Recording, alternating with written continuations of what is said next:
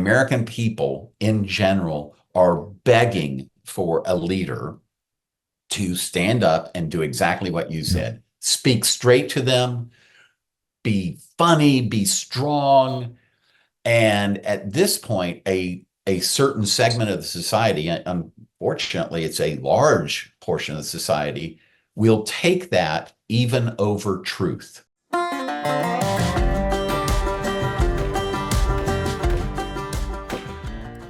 Hi, this is your Project Management Cowboy coming back to you with another podcast. This time, we're going to take a look at leadership again. We've done a couple podcasts on the topic of leadership, and we're always kind of looking for a new angle to address. And I'm always looking at my network of incredibly valuable and experienced managers and leaders. And I'm really excited about this podcast because we're going to talk about leadership, and we're going to talk about the leadership that we all love to complain about, and that is the leadership in politics. I call this complaining in proxy, which means we're great at pointing out how politicians fall short of their responsibilities, and we're going to kind of delve into this in a kind of critical but constructive way. Purpose for all of you out there who are not politicians, right? This is something for you as well, is to ask yourself, how, if you reflect upon this, what does this mean for you and your company? Okay. I've got a sensational guest on board, Mr. Todd Weiler, who will be introducing himself in just a little bit. I've known Todd for a long, long time. I have the pseudonym PM Cowboy, but if you're going to talk about cowboys, I think his pedigree goes much, much deeper. Todd, I think, aren't you like, how many generations Texan are you? Oh, wow. I guess three. Three? Yeah. 3 or 4? And you come from, I don't know if we would call it the heartland, but you come from a part of Texas that's hardcore, right? Midland, Odessa? West Texas. Right? In the oil fields. Where the Bushes moved to as well, although you don't have much in common with them. We can maybe talk about the difference there. Todd, welcome on board.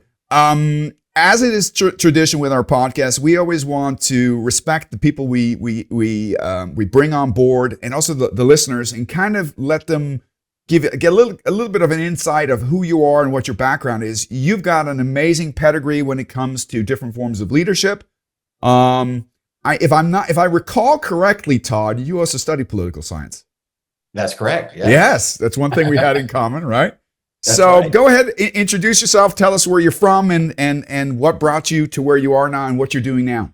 Sure. I'm Todd Weiler. I am a native Texan, as you admirably pointed out there. Grew up in West Texas in Midland, and as a very young man, probably was one of a half a dozen Democrats in the great. You're a rare species in Midland. Yes. In fact, in elementary school, I went to school carrying a Jimmy Carter sign, and oh my gosh, you must have gotten all sorts of heck. In my life. That was the first beating I ever got, but not the last. So at a very young age, and I think probably because of my mother was very active, I got into politics, got interested in politics, went out and campaigned from being a very, very young boy. Went through high school, had great grades, and got a scholarship. And my brother, who went to Texas Tech, said, "You got a scholarship. Don't go to Tech. Go someplace really good." So I said, "Okay, let's go find a place." I landed at TCU. Was it the RTC scholarship you got, right? I actually got an academic scholarship, and then I got the ROTC scholarship. Okay. Yeah, that's also one angle that we know each other from. That's right. And at that time, I was very interested in language. And so I thought I want to be in intelligence and do languages because I had studied French and German in high school and really enjoyed it. So I went to the Air Force, and they said, "No, not interested. If you don't want to fly, we're not interested in you." I said, "Okay." So then I went over to the Army ROTC office. Which is right across the street. Well, thank you. Right away. So went through college, and as you probably remember, we went on a field training exercise as cadets one time and went in a helicopter. And I said, "Wow, this is it. I need." That to was be a awesome. I remember pilot." that. So that was it was my apocalypse destiny. now scenery. Yeah. That's with right. all the good parts, none of the negative parts. Yeah. None of the Yeah. negative parts. That's right. So I did that. We went to flight school. We were commissioned in the reserve component. I went to flight school, finished at the top of the class, hoped to become active duty. That didn't happen. I went back home and wrote every single senator and congressperson. And finally, from all of those letters, and if you recall back in those days, there was no email. It Yeah. was Yeah. It was all literally snail me mail. writing letters. And I got a response from Dick Gephardt one day, a phone call. He wasn't my congressman, but he just happened to be the leader in the House for the Democratic Party. And he called and said, the Army's going to be calling you in a few minutes. Very cool. I said, wow, great. Sounds great. So then they called me and I was off to active duty in the Army. Flew helicopters in the first Gulf War with the 101st. Left there. And at that time, I flew Cobras. So we were transitioning to Apache helicopters. The offer was made, stay Apache and owe us 6 more years, stay in the Cobra and go to Korea a lot, or get out. So I figured, well, I've done my war. I'm going to go back into politics. I left Fort Campbell and drove to Little Rock, Arkansas, met the Clintons, and became very close with that family, and joined the campaign. Now, did you look them up? Did they look you up? How did that go? You just Well, like I said, I had a love of politics since I was a kid. So well, I do want to point this out because I don't want the listeners to miss this. You were probably the first person of approximately my age, because I think we're only 1 year apart, that had a fairly expressed interest in politics and had a deep understanding. I think most of us were kind of shaped by our social backgrounds and by our parents. I'm sure there was part of that but you were probably the most vocal of all of us, and I always admired you for that, because you already showed backbone there. Then you could have a conversation. I think the majority of the ROTC cadets back then were Republican. I was Republican back then, but it was all in good spirit. People could back then still have a civil conversation and agree to disagree. I still respect each other. I think that's an important thing. Yeah, I thought it was interesting too, because everybody even in the Army, when we were in Iraq, knew that I was a Democrat, and they had a very difficult time understanding how I could be so supportive of the president, President Bush. Yeah. I said, I love President Bush. He's my commander in chief. Yes. That's how I can do that. I don't have a problem. Yeah. I have no issue with being able to do that, following a leader. So well, this too. This is a little sidebar, but I did comedy in I know. in, Used to, college. and you did a mean karaoke too. Yeah. So I did voices back Yep. then. I did imitations.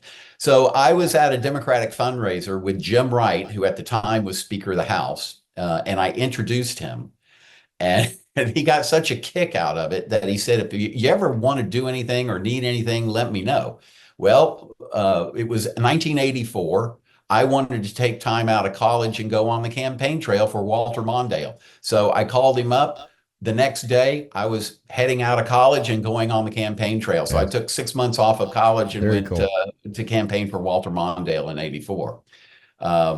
I was in the Army in '88, so I really didn't participate in the. Well, you had certain regulations with that, thank heaven, too. Yeah, exactly. Yeah. But when I left the Army after Desert Storm, I said, I'm going to get back into this. I knew Bill Clinton. I had watched him on television and had read articles about him. So I went to Little Rock and just said, hey, it's been a long time since we've had a war, so they're probably going to want a decorated combat guy might be an okay thing for the campaign. And sure enough, they were very interested in having me. Let me ask you, because I mean, the Clintons have I think their recognition of value in the world is incredibly high, and I think they were some of the first.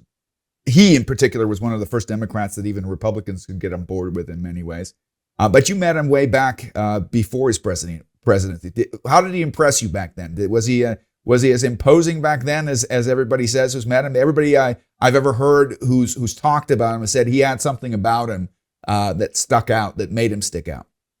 Yeah, he could see you for 5 seconds and a year later still remember No you way. and the story, whatever it Wow. was you were talking about. He was very, at that time, my view of him, he was very John Kennedy-esque. Yeah. And in fact, I have a picture In more ways than one, but that's a different story. In more ways than one, he was like John F. Kennedy. But yes. I have a picture shaking his hand when he went over the top. Is the same kind of scene as a Kennedy picture that I love. So I did that, did the campaign, traveled with Hillary extensively, and we won. Went on vacation, went back home to West Texas because now I'm out of the Army. Go back to West Texas. That's what I know. I'm sitting in my apartment in West Texas trying to think of, okay, what am I going to do now? And the phone rings, and it's a friend of mine. My apologies there. No worries. Okay. A friend of mine from the campaign calls, and she says, what are you doing? I said, well, I'm at home. And she goes, get your butt up here. I'm like, where? She goes, Washington, D.C., we have a country to run. Very cool. That's a call to action. So I go to Washington, D.C., and I'm working on the inaugural committee, and suddenly somebody says, hey, the Pentagon needs a White House liaison. The White House liaison is basically the guy that fires the old administration and hires the new administration. So I said, sure, let's do it. Went to the Pentagon and grew from there. I became a Deputy Assistant Secretary of the Army, stayed for the entire time. I actually ran Y2K for the closing elements of my time there. And then transitioned into nonprofit. Did that for a very short period of time and got out of it because I didn't like the business acumen, to be quite frank. I do some charitable work as well, and I love it. But yeah, there's some challenges if you come from a more structured business perspective. Yeah, you have to, and I think that there's a balance that needs to happen there. You got to have the commitment, but you got to have the business savvy too. Yeah. And so I left that and went into business. Merged my little company with a group of other guys, grew that company, sold out my interest to go campaign for Hillary Clinton in 2008. We all know what happened there. And then eventually became an Assistant Secretary of Defense for the Obama administration. Did that until I thought I would be the next Secretary of the Army for Hillary Clinton, and that didn't happen. So I started another business in 2017, and that's where I am now, is running a government contracting firm. I think one school of leadership that we both went through, you much more extensively than I. When we were cadets, I think we were all kind of blue-eyed and bushy-tailed. I think we had a very charismatic leader, one that has been on this podcast as well. Although there's also different opinions on that. But back then we were all what we would call pretty gung ho, right? And I think what enamored us so much with the military lifestyle was the structure, the clear mission and vision, the principles behind it. How was it for you? Because you kind of went through it. You kind of morphed. You were kind of the junior cadet, and then you went into you became an officer, and then you did something which I think it takes a lot of courage to do. You said, well, everybody wants to be an officer and gentleman, but you said, well, actually, what's my real passion? That was flying helicopters, and then you became a warrant officer. Maybe you can tell us a little bit about what the difference is, how your leadership perspective evolved throughout your military career before we go into your politics. Yeah, so very much like you, I was gung ho. I led the drill team and everything. And when the shuttle crash occurred, we did the 24-hour thing out front. For me, I joined part of me wanted that structure, but part of me was just, the way I was raised. I really believe in service. I really believed in it and wanted to do that. So it was a battle when I became a lieutenant in the reserves, and I couldn't get on active duty. I wanted to be on active duty. Yeah, you were on that tail end. Yes, where the Cold War had just ended. And that's why I didn't sign up. That's why I didn't sign the dotted line when I came back from Austria back then, because I talked to Major Bright and he gave me a little bit of an attitude. But he said, I'll sign on the dotted line, and I was like, it's all over. Everybody they were cutting lieutenants and captains everywhere. Yeah, so it was kind of the end of the Cold War. Yeah. We had a lot, and that really talks to character too. Yeah. We had a lot of our friends that had criminal justice degrees, political science degrees. Everybody was planning on being an officer in the Army. So and we can, off the top of our head, probably mention at least 10 people that had the quality to become senior officers, but only a handful of them ever did because of that rift after that one. Yeah, exactly. Yeah, and I think a lot of the guys handled it well. Some did not, because you literally in one day are told everything that you've been planning on for 4 years is not going to happen. Yeah. So how do you respond to that? It's like for me in business, losing one of my biggest government contracts. If I lost that, what are you going to do? Yeah. How are you going to change the course and make up for that? Yeah. So for me, it was, I wanted to serve. I really wanted to serve. And I like that you say that, Todd, because that's kind of what I alluded to beforehand. I think one of the values that the military have, and I always love to do this analogy of how business emulates the military from an organizational structure, from a process structure. Process is the equivalent of standard operating procedures, and how do you scale up an organization, and how do you create efficiencies? I think that's all business learns that from the military. But sometimes I wonder whether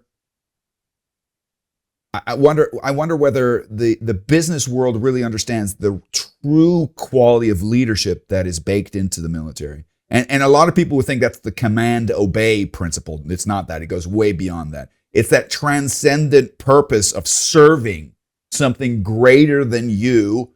I think that's something that's often lacking. As much as we talk about vision and mission in the private industry, it's just not the same.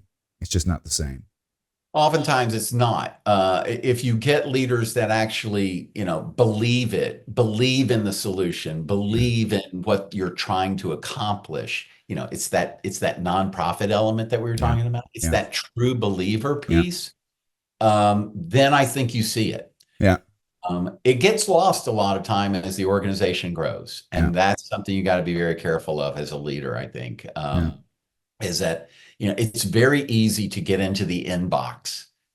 True in any organization. Very easy to get in the inbox and not look up and say, I need to think about our vision and mission again. I need to refocus on what I'm supposed to be doing here. Because otherwise you'll say, we need to rework the mission statement. Fine. Go do that.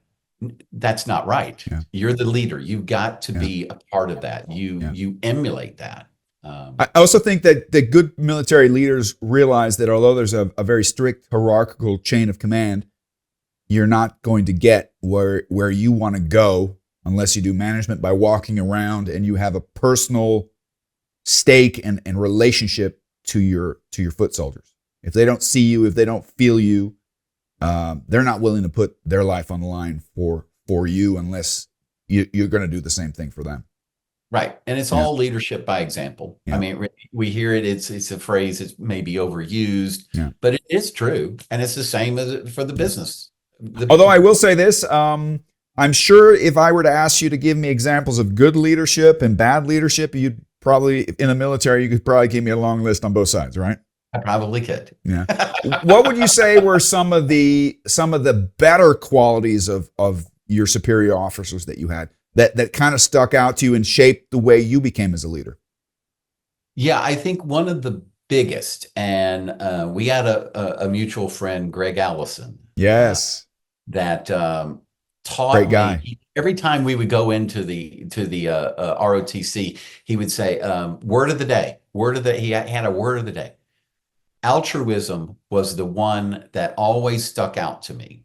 Wow. That came from him? Yes. Wow. And it stayed with me. It'll stay with me to my dying day. Yeah. And that I attribute. He was a great guy. I mean, he is a great guy. Didn't he become, didn't he get into politics as well in Louisiana? He did. I think he ran for office, but didn't win. But, okay. Pity. Yeah. Shout out to, I think it's Colonel Ellison now, right? I don't know. I think he became Colonel. Yeah. Good. Yeah. See, good leaders do, Yeah. It happens. Yeah. So I think altruistic service is absolutely the key element in what I consider strong leaders. I can feel that word, but for those who might be still, we have a lot of non-native speakers who watch this as well, who might say, well, altruism, what the heck is that? Can you put it into an example or a context? Sure. Yeah. Giving to the greater good than to yourself. Okay. The first thought that comes into your mind is, in the case of the military, my troops. Yeah. My mission. Not me. It's not me. Yeah. Them. That's altruistic service. I want to give of myself onto the mission. Have you heard that business has kind of, a little bit late, has picked up this new bingo word, right? This buzzword called servant leadership. I don't know if you've run across it, but that's kind of, I think, what you're talking about. The concept that you understand that you have a role of leadership, but it's actually a privilege and not something you deserve or entitled to, and that your quality as leader is only as good as those that you serve. Now, we're getting a little philosophical, but I think we're kind of getting to the core of what we're going to talk about later, is why leadership has such a bad or so many organizations are famous for poor leadership, in particular politicians. Any other qualities you would want to point out that you kind of say that's a key ingredient that I wouldn't want to miss in a leader? Yeah, I think taking the harder right than the easier wrong. Oh, okay. Okay. Which also means not just looking for the short-term easy solution, but also think about midterm, long-term. Yeah, you got it. That's it.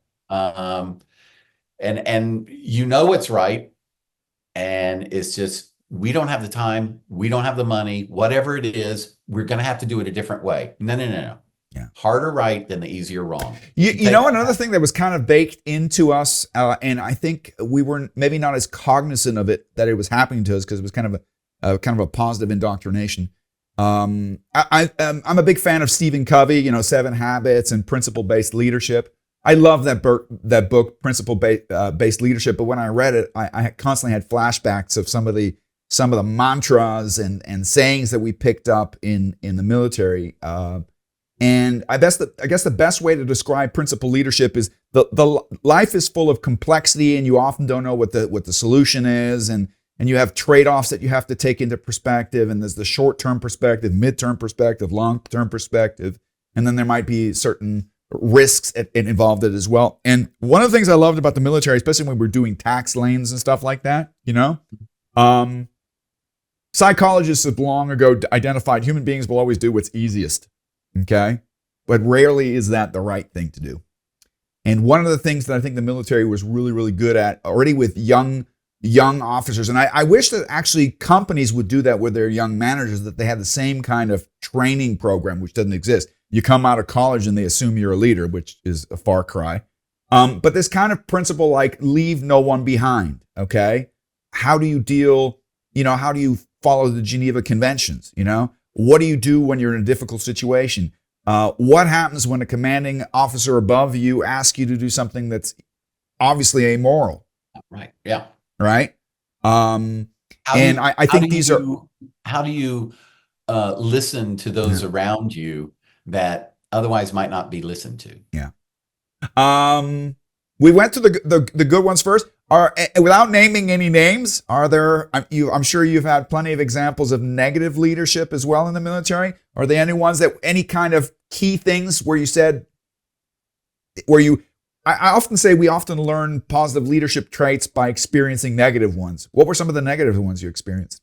Yeah, I think the common trait that runs through every what I would consider marginal leader. I don't like to say bad leaders. Obviously, there are those, but the common trait is me, me, me, me, me. Yeah. And when they are given the opportunity to talk about something, it's all about, well, I did this, and Grandiosity.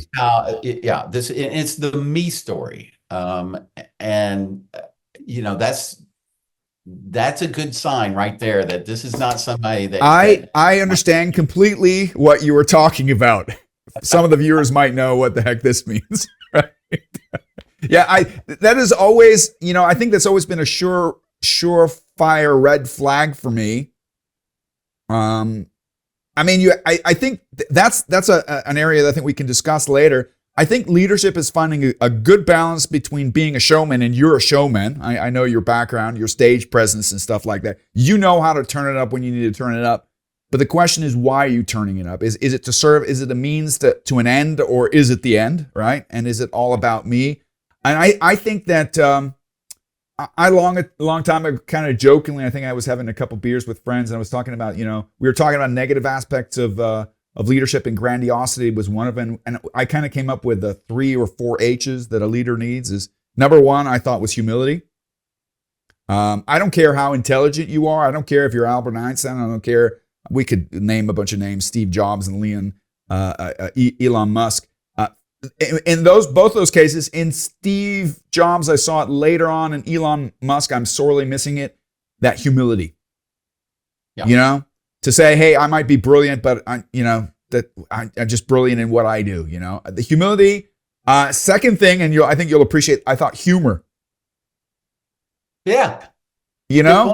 If you can't poke fun, even in the worst of situations, also that kind of that self-deprecating humor, right? Yes. Where somebody can be pissed off at you. One of your subordinates might come to you and say, Todd, you really pissed me off, and you can laugh and take it in stride. So humility, humor, humanity, I think is another one that's sorely missing. And humanity is kind of a broader term that kind of also goes together with altruism. That kind of concept is, we're part of a whole, and are we serving that whole? One of the things that I wanted to kind of put this podcast under is kind of this, not a hypothesis, I think it's probably a fact, is that the majority of people, especially, I think even more now than normally, if you talk to, and it doesn't make a difference if I'm talking to my European friends or my American friends, I'd have to go look long and far to find anybody who has anything positive to say about politicians. I think, but so we have this dual awareness. One, maybe not everybody would agree with me. I personally think that politicians are an essential part of our societal structure and are needed. So the concept of reducing government totally and eliminating and putting them on a pittance of a wage is not the solution. So that's part of it. But the other thing is that people just have a negative attitude towards politicians. And I thought, since you have a good insight into politics, we could talk about why that is. And then our listeners who are not in politics can ask themselves the question, if I apply those questions to my company, how do we look?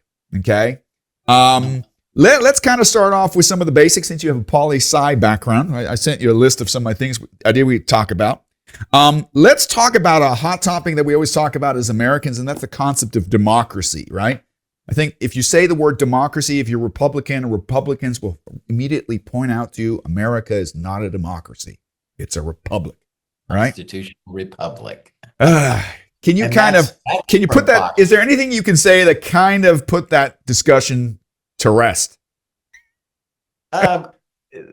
Yeah. Okay. So you can call it what it is, but the reality is that we live in a country of freedoms, and the leadership is elected by the people, and that is the elements of a democracy. Representation of the people, and that means that the people have as much responsibility for the people that are up at the top as the people at the top have to represent the people that elected them.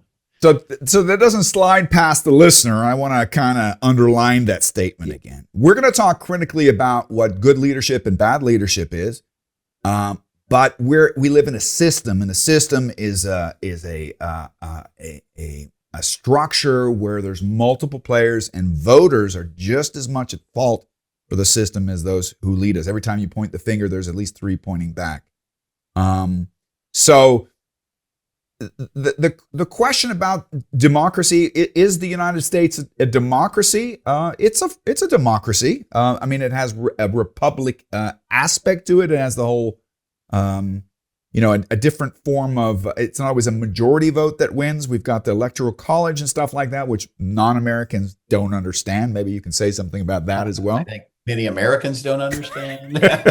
So, but if I were to ask you a straight up question, what's the purpose of government?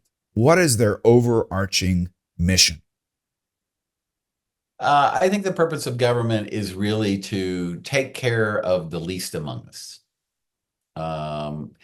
Outside of the obvious protection of the country from outside threats and things of that nature, I'm talking about more of the domestic government side. Is really there to take care of the least among us. And I use the term least, not weakest, because oftentimes that does include the weakest, but it oftentimes includes not weak, but minority numbers. So in the case of women's rights or in the case of minority rights, I'm not saying these are weak people. They're just in a minority in numbers. And that's the responsibility of government, is to make sure that those folks are taken care of and given the same rights as the majority. Otherwise, if you run a majority rule, then you're going to have problems. I'm gonna go a step further, Todd. I completely concur with you. That's a sentiment that I would underline. But I think there's a misconception out there. We're not talking about the minority. What we're not looking for in government is a protection of the minority by the majority. We're actually looking for protection of the vast majority. We're talking about 99% of the population from that 1%. Yeah. We have definitely turned a corner there. Yeah. Now, and I don't think that I think it's been there for a long time. I picked this one famous quote out that I want to read to. I don't know if you know, it's from C.S. Lewis. And I think it's a powerful quote and kind of drives this home. And it might be shocking because it's an old quote, but it's actually still up to date. Where men are forbidden to honor a king, they honor millionaires, athletes, or film stars instead, even famous prostitutes or gangsters. For spiritual nature, like bodily nature, will be served. Deny it food, and it will gobble poison. You ever heard that one before? No, but it certainly is applicable. I mean, and that's at least 100 years old, that quote, and it could have been written yesterday. There's a military piece of that kind of jumps to me. Where there is a void in leadership, there will be someone to step up and take over. And I think the reason why I wanted to kind of, look at your statement from a reverse perspective, another book that I read a long, long time ago, which was a little bit dry, but also has some really interesting points. I don't know if you ever heard of the book I think it's called Guns, Germs, and Steel. No. It's a big, thick book. I read it during a vacation once, and it was kind of a treatise on how certain nations and certain populations became the dominant force, and they basically looked at the how civilization kind of spread out. And for example, the first recorded genocide was from the Maori who sailed west from New Zealand and found some island of poor or of farmers that didn't have a warrior class, and it was like they meeting the dodo bird. They were passive, and because they didn't protect themselves, they said, oh, what the heck, let's just bash them over the head, because that was their culture, right? I don't want to judge it so much because I think every culture has gone through that experience. But one of the things that Guns, Germs, and Steel said, which kind of smacked me in the eyes, because I think one thing that government is actually there for is this kind of concept of justice and righteousness and creating a fair environment for everyone, which is not naturally given. If you leave society to itself, organized groups will, even if they're small, will dominate their neighborhood, their city, their government, their industry, the kind of this monopoly kind of thing, and oligarchs, what we've got going on now too. And one of the things this book, Guns, Germs, and Steel said, the overriding purpose of government is to be the biggest, baddest gang in the country. So the analogy they made, like I'm going to use some stereotypes here, so anybody who's Italian will forgive me. I have some Italian blood as well, right? We'll say, it used to be, if you lived in an Italian neighborhood in the 40s, somebody might come by and say, hey, pay me protection, and there was kind of there was a neighborhood justice system, right? If you wanted, and it jumped out at me. He said, that's actually what the purpose of government is. The purpose of government is to create a fair playing ground for everyone so that nobody can take advantage of the others. And my personal impression is that anybody and everybody that weathers against government, organized government, I always kind of have the suspicion, why? Because is there some kind of group? Is there some kind of market that you would like to take advantage? Would you prefer not to pay taxes? Would you prefer to offshore your money to the Cayman Islands? Do you want to have a justice system that serves the rich, which unfortunately most countries have that, whether they're democratic or not? I think that's the purpose of government. And if I were to extend that statement, I think one of the reasons why the average Joe and Mary does not feel very good about politicians is because they don't know the last time they've done anything for them. Yes. Maybe they don't see what they're doing for them, like public education, whatever form of healthcare they might have, Social Security. Yeah. The ones that complain the most are also the ones that have no problem cashing that check. But I think that this also is an evolution that's occurred in the responsibility of the voter. I will say great things about Ronald Reagan being an excellent leader. He did one of the leadership things that I think true leaders do, which is lean forward. You have to be aggressive. You cannot be risk averse all the time. You have to monitor your risk, but you've got to lean forward. What he did to take us to the end of the Cold War was risky, but he was leaning forward. One of the things that I don't think he did well as a leader was he created or began this expansion of what I call meism.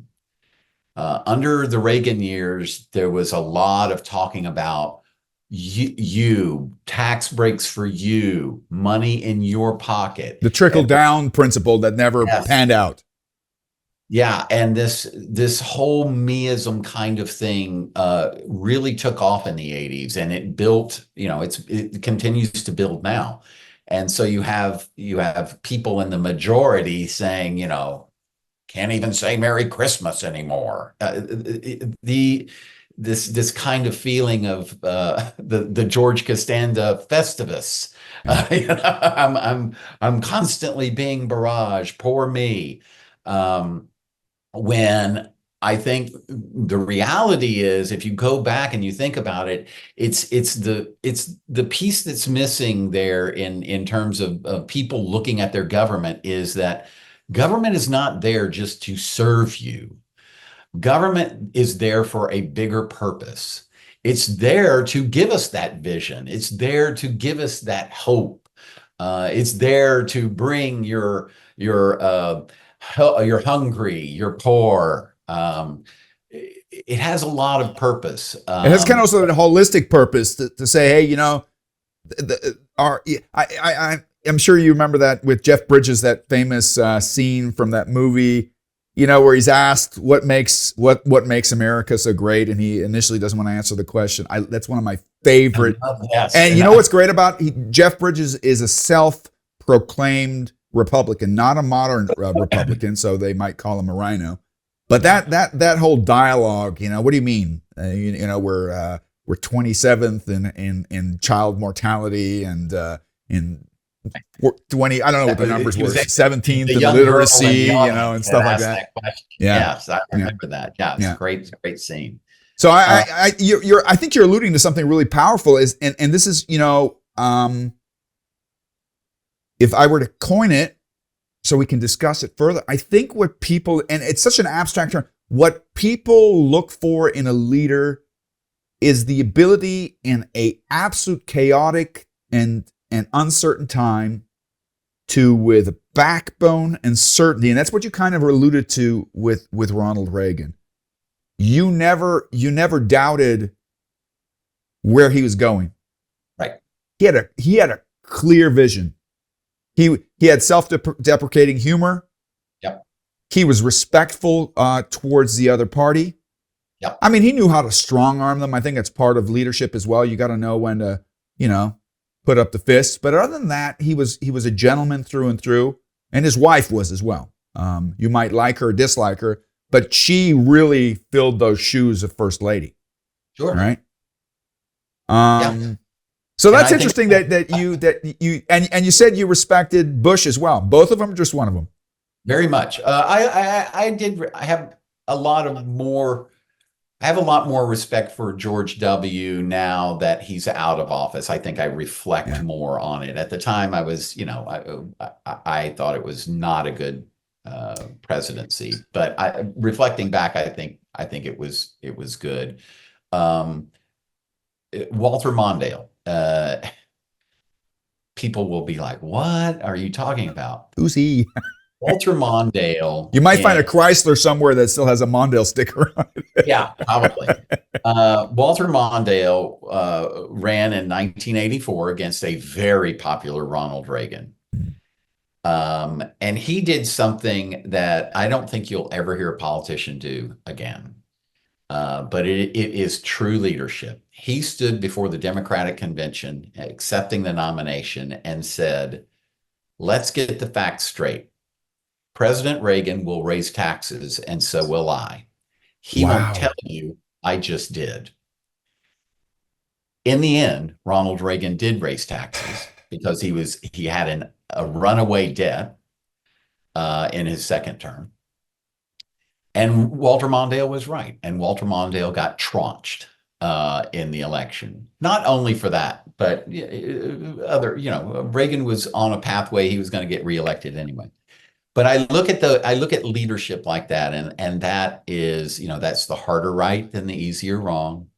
That's the true altruistic service, giving to the people, telling the people sometimes what they don't want to hear, but what they need to hear. By the way, that's my consulting mantra. Really? Yeah. When I talk to clients, I just had one of my last podcasts with a really gregarious and great consultant in Dubai, and he's very similar.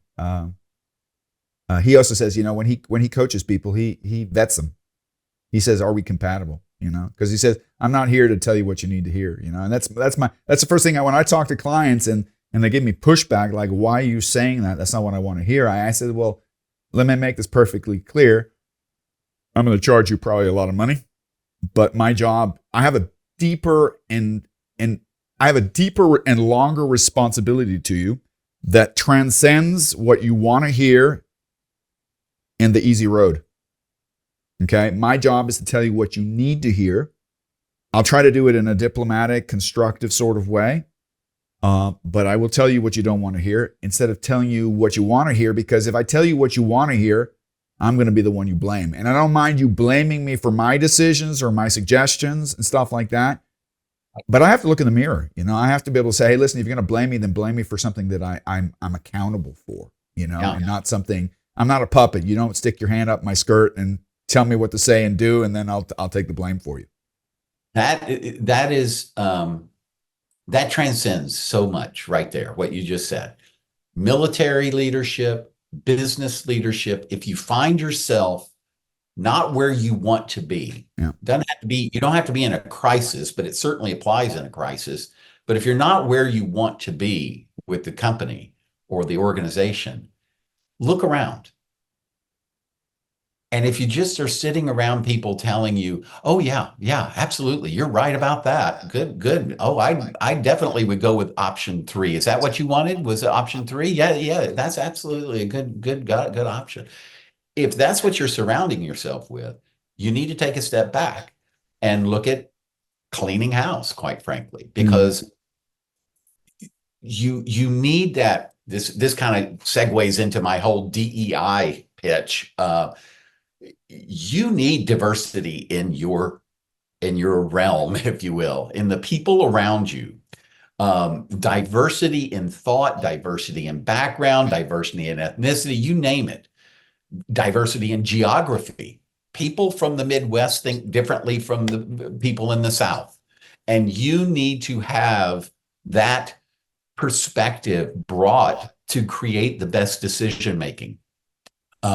And you need to make sure that all of those people have a voice in that process. Ultimately, you're the leader. You need to make the decision and everybody needs to salute and drive on. But you need to make sure that you are equipped with all that information. And I see that so many times. One of the things I'd like to also pick your brain on is how our political scene could digress so far. And I think it's an evolution. It's not the first time our society's gone through this. If you go 100 years back, you can see, McCarthyism and even before the Second World War, there was a bunch of, there were very similar personalities as there are now. And also economically, the whole concept of robber barons is and fighting against monopolies and the whole purpose of kind of handicapping government so robber barons can rob us blind and be the shiny prostitutes and millionaires that people look up to instead of kings. Right. One of the things that you mentioned, and a lot of people will ask me, and I'm going to out myself. I'm not going to beat around the bush here. I could and would never vote for Donald Trump. And it's not because he's a Republican. It's because he is devoid of any of the qualities, the principal qualities that I would require to trust him as leader. So a lot of people so a lot of Europeans will come to me and say, Mark, you're American, tell me how could a whole population vote for him? And I have a lot of friends who voted for him. And I want to be respectful here because I think it's not constructive to say, because they're a bunch of idiots. That's not true. I think there's a deeper issue at hand here. I think one of the qualities that people lack in politicians is if you ask them a question, you get a wishy-washy answer. Where people feel almost violated because what did you just say? And the amazing thing is Trump is not good at a whole bunch of things, but one thing he's great at is this whole malignant rhetoric. I think one of the answer quick, and that's what people want. Yeah. And it's always simple. They don't want the wishy-washy, and now it's simple. It has evolved to the point that they'll take the answer even if they know it's a lie. Yeah, because they want that king. Yeah. They want that king because they want that. They want certainty. Yeah. And they want to know, and most people are painfully aware, and I don't mean this in any form disrespectfully. Both you and I are have had the benefit of having, advanced education, but education doesn't mean having education doesn't mean you're that intelligent always. And I know plenty of people who are, working class, who are salt of the earth that I admire deeply, deeply from a character perspective and also from an intellectual capacity. I think the advantage of education is that you just have more, you've seen more cases and more perspectives and can maybe name certain things by name. But I think one of the things that the simple person likes about Trump, and if you look at interviews of Trump in the past and interviews now, he simplified his language very. I think George W. Bush was also good at that. Speaking in that simple shuck type of, I'm standing at a gas station, Oh, yeah. The other thing which and I think people are so thirsty for somebody who pretends to know where they're going, number one, even if it's a lie. Number two, one who speaks kind of like them. And if, kind of this mentality, if somebody does something wrong, I'll punch him in the face, Yep.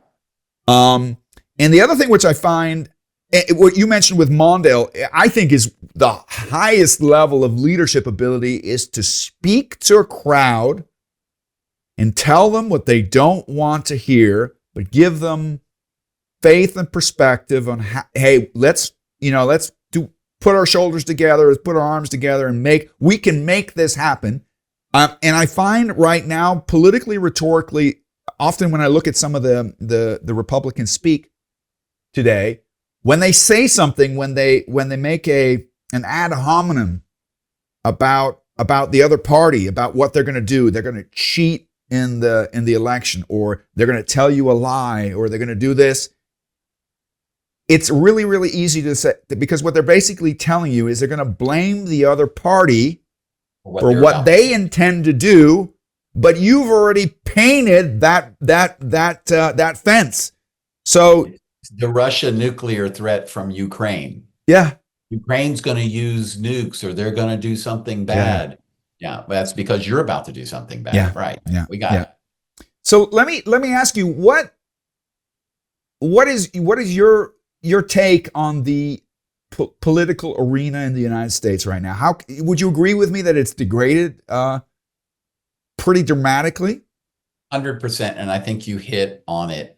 I think you hit it on it there. And I think you hit on it at the very beginning of the podcast when you were talking about something to the effect how people have a difficult time now even admitting when they're wrong kind of situation. Yeah. And we have devolved into this environment where no one can say, you did a great job.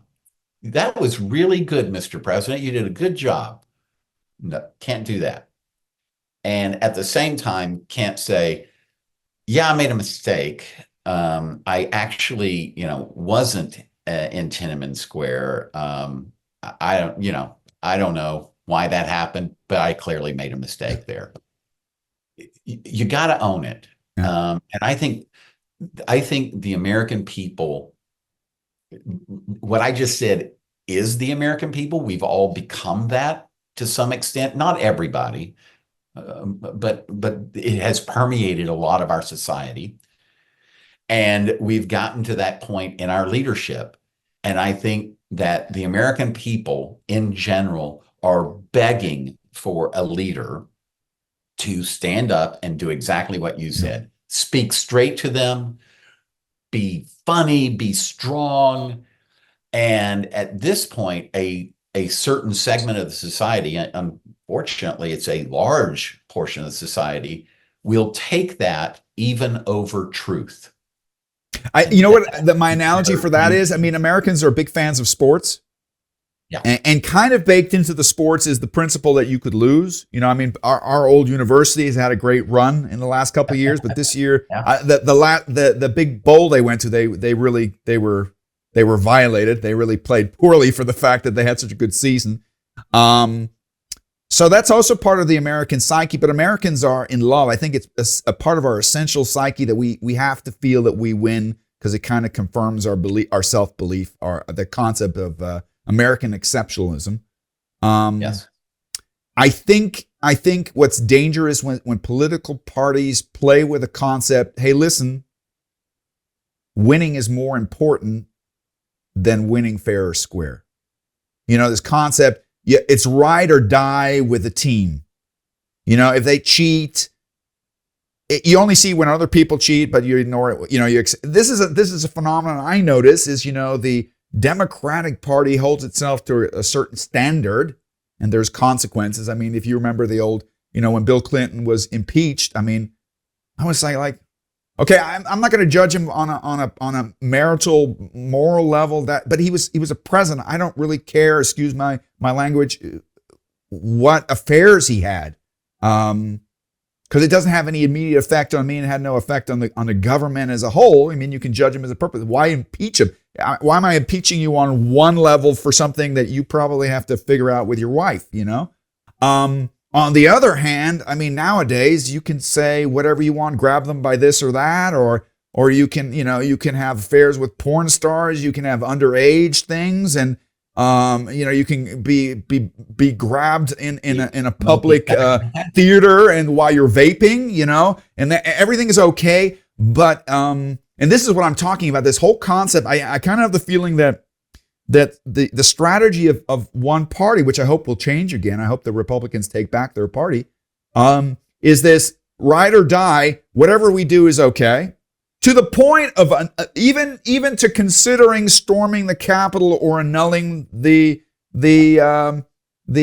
Constitution, or I don't even want to go into 2025. I mean, that's pure fascism for me, and that's where I would revise my statement a little bit. I think one advantage of people who've studied history is that's playbook. That's the Republicans didn't invent that. I mean, the only thing that was missing was a Reichstag fire, that you could blame, some liberal on. But it's the same playbook. Yeah. I listened to Al Gore last night at an event, and I wish I could. It was a German philosopher who he quoted, and the line was something akin to, when truth, I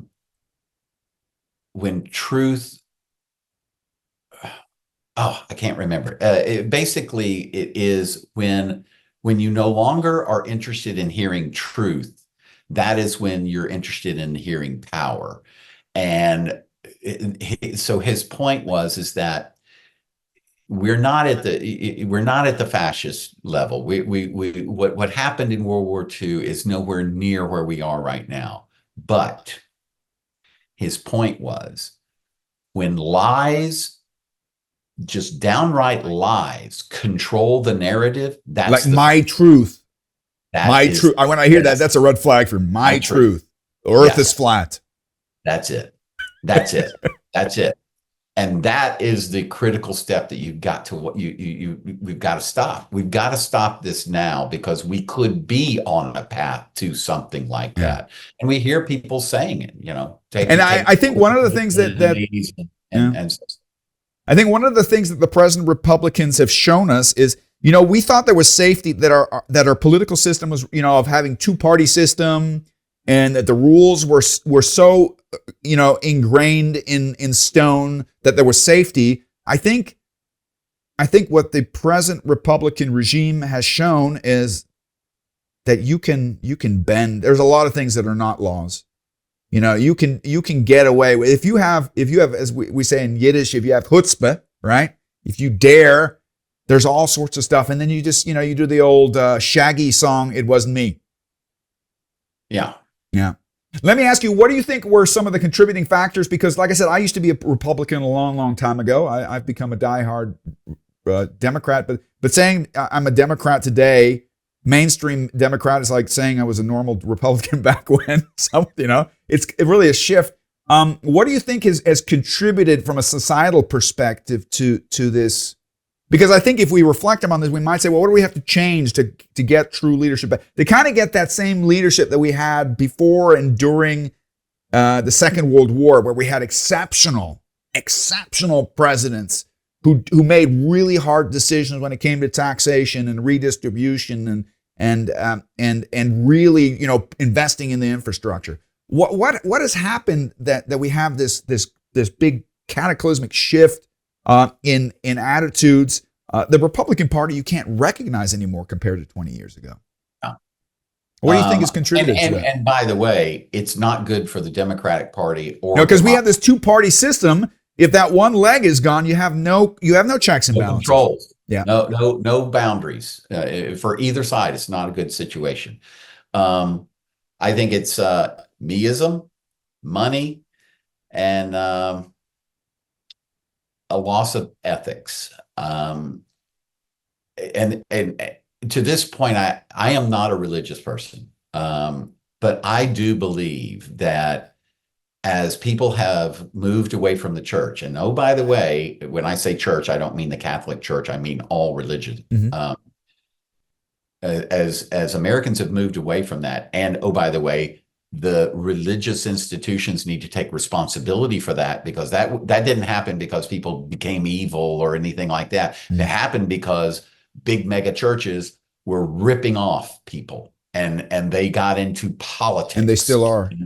Yeah, not all of them, but that's an example of the, I mean, they're tax free. There's prosperity things. Basically, these are con men that are out there. Yes. I mean, we don't even have to go into Scientology. Scientology is one large con. And I often ask myself the question: is the government looking in on these people? Are they, are they protecting the rights of citizens? And these are the responsibilities of the government. Yeah. But I think when that goes away, there is something that is lost in society, and it is sort of that moral founding, that ethical teaching that I think has sort of, families are doing the best they can, but you need something to fill in that void. And I think that's one major contributor. The other is, as we've discussed before, this whole turn to me. I'm the most important, not everyone around me. I'm the most important. The universe revolves. And social media kind of reinforces it. I think social media has contributed. And basically the easy access of media as a means, I think has a huge contributor as well. Absolutely. I have an opinion. It's worth being heard. You need to listen to me. Which brings us to the classical amendments, the two amendments that everybody loves to talk about: the freedom of speech, right? And the right to bear arms. We won't go into the right to bear arms, so we don't have time for that. But that's too bad. No. I often say you have a right to your opinion and you have a right to say it, but you're not free of the consequences if you lie to a large mass of people, if you deceive them. Because I think that's the playbook of a con man, and I'm sorry to say this, but Donald Trump is the master of all con men. This concept that words have meanings, and your job is to tell the truth, and if you don't tell it, and it brings me to another thing. You remember from history the Hayes Edict, the Hayes Law? Yeah, you're talking about media. Minority and yeah. I think if I'm not mistaken, Hayes was even a Republican and fairly conservative. The story that I have in my mind was after World War II, there was a certain level of promiscuity, basically because of the chaos of war. People were sexually promiscuous and drinking. Near death experience kind of liberates you, and you kind of live for the moment, right? And this, I think it was Senator Hayes, was kind of concerned for the moral fortitude. And there's always been a struggle between the moral authority, the religious, and the Puritans and the more liberal. But he came up with this edict that basically stipulated if you have a radio show, if you have a TV show, which by the way back then cost a fortune to have, you couldn't just you couldn't just log into your computer and access 1 million people, right? You really needed an infrastructure that was expensive. But to be on air, you had to fulfill certain, and that's why, for example, a lot of Europeans says, "What, you can't see boobs or breasts on TV?" No, you can't. You can't say 4-lettered words in American TV. And very few people know this, but the Hayes Edict stipulated a moral code of behavior for TV. And most of us weren't aware of this, but every sitcom had some underlying moral message. Like friendship is important, family is important, family values, blood is thicker than water. If you make a mistake, you got to stand up for it. And if you say sorry, you can be absolved. If you were a bank robber, we all love to watch a good bank robbery movie, but under the Hayes Edict, the robbers could never live a happy ending. They were always caught in some effect. And this was the Hayes Edict. And most people didn't realize this consciously. What's amazing with the growth of social media is a massive influx of online pornography. Okay, I'm not even going to judge that. I mean, access galore. There's also a famous movie about Dick Cheney where one of the guys in there pitches to him. He says, "You know what? The whole concept of Fox News, which is not news, why not just create our own channel where we do our own news, which is also from a National Socialistic playbook. We just invent whatever we like, and people can say that's my truth, and those are your talking points and my talking points. And I'm surprised that, and I think it's partly fear, I'm surprised that leaders on both sides of the party line don't put their foot down and draw the line in the sand. Say, listen, you can say what you think, but if you say something about the fact that Sandy Hook didn't happen and it was a government playbook, we're going to sue the living hell out of you. We're going to I almost, if maybe I'm too reactionary, and maybe this is the old Republican talk. I believe that news, you can't use the word news unless you're legitimate news, and then you have to follow certain guidelines. And there should be a veracity score on the screen, which says how much of this, and another thing, you remember this. Remember Cronkite and Barbara Walters, and these were icons. These were moderators with backbone. But how often did they tell you their opinion? Right. I'm not interested in your opinion. I mean, you can kind of try to explain the causation of things, but I'm not interested in your opinion. And 90% of all news on both sides, MSNBC, CNN, it's a bunch of me people who are off the backs without a social conscience, are massively trying to manipulate people's opinion by propagating their own opinions. And I'm not interested. I want news. Yeah. This is my personal opinion, but I think somebody's got to step up. And the only people that I can think of that could do this is the federal government, to say, look, ABC, NBC, CBS, these are the owners of the news broadcasts. There will be 2 broadcasts every night, one in early evening, one in late evening. There'll be 30 minutes each. That's it. No one else can call themselves news, because someone has got to get a handle on truth. Yeah. And it's not being done by any of the other networks.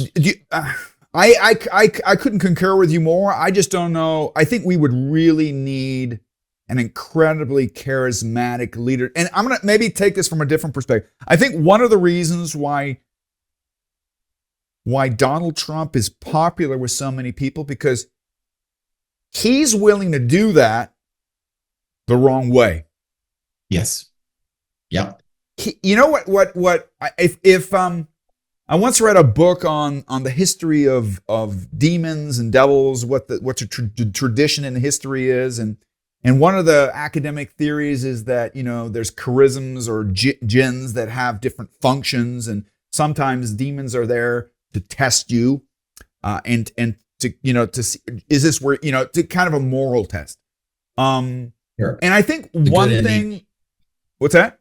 Yeah. But I think the 2 on the shoulder. You know what I think that Donald Trump does is he really, I'm thinking of the German word. In German, it's called Vorführen, which means Vorführen is when you embarrass somebody for what they're not aware of what they're doing, or what they pretend like they're not doing, but they're doing. I think what Donald Trump is really good at is pointing out that there's a lot of things in the American culture that need to be revised, but his solution would be to do even more of it.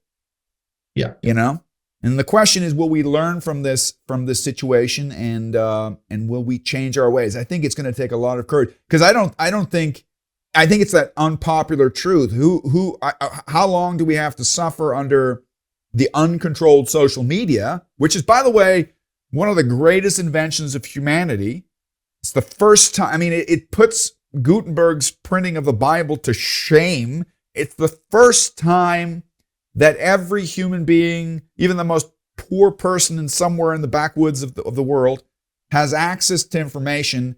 And I personally think, I don't want to get into conspiracy theories, but if I'm going to be I'm going to say it in a kind of poetic sort of way. I think certain powers that be are scared out of their wits, because culturally we believe that giving the masses the truth is a scary proposition, because if they had the truth, they would make the right decisions. And a lot of those right decisions would sweep away a lot of the injustices of the world.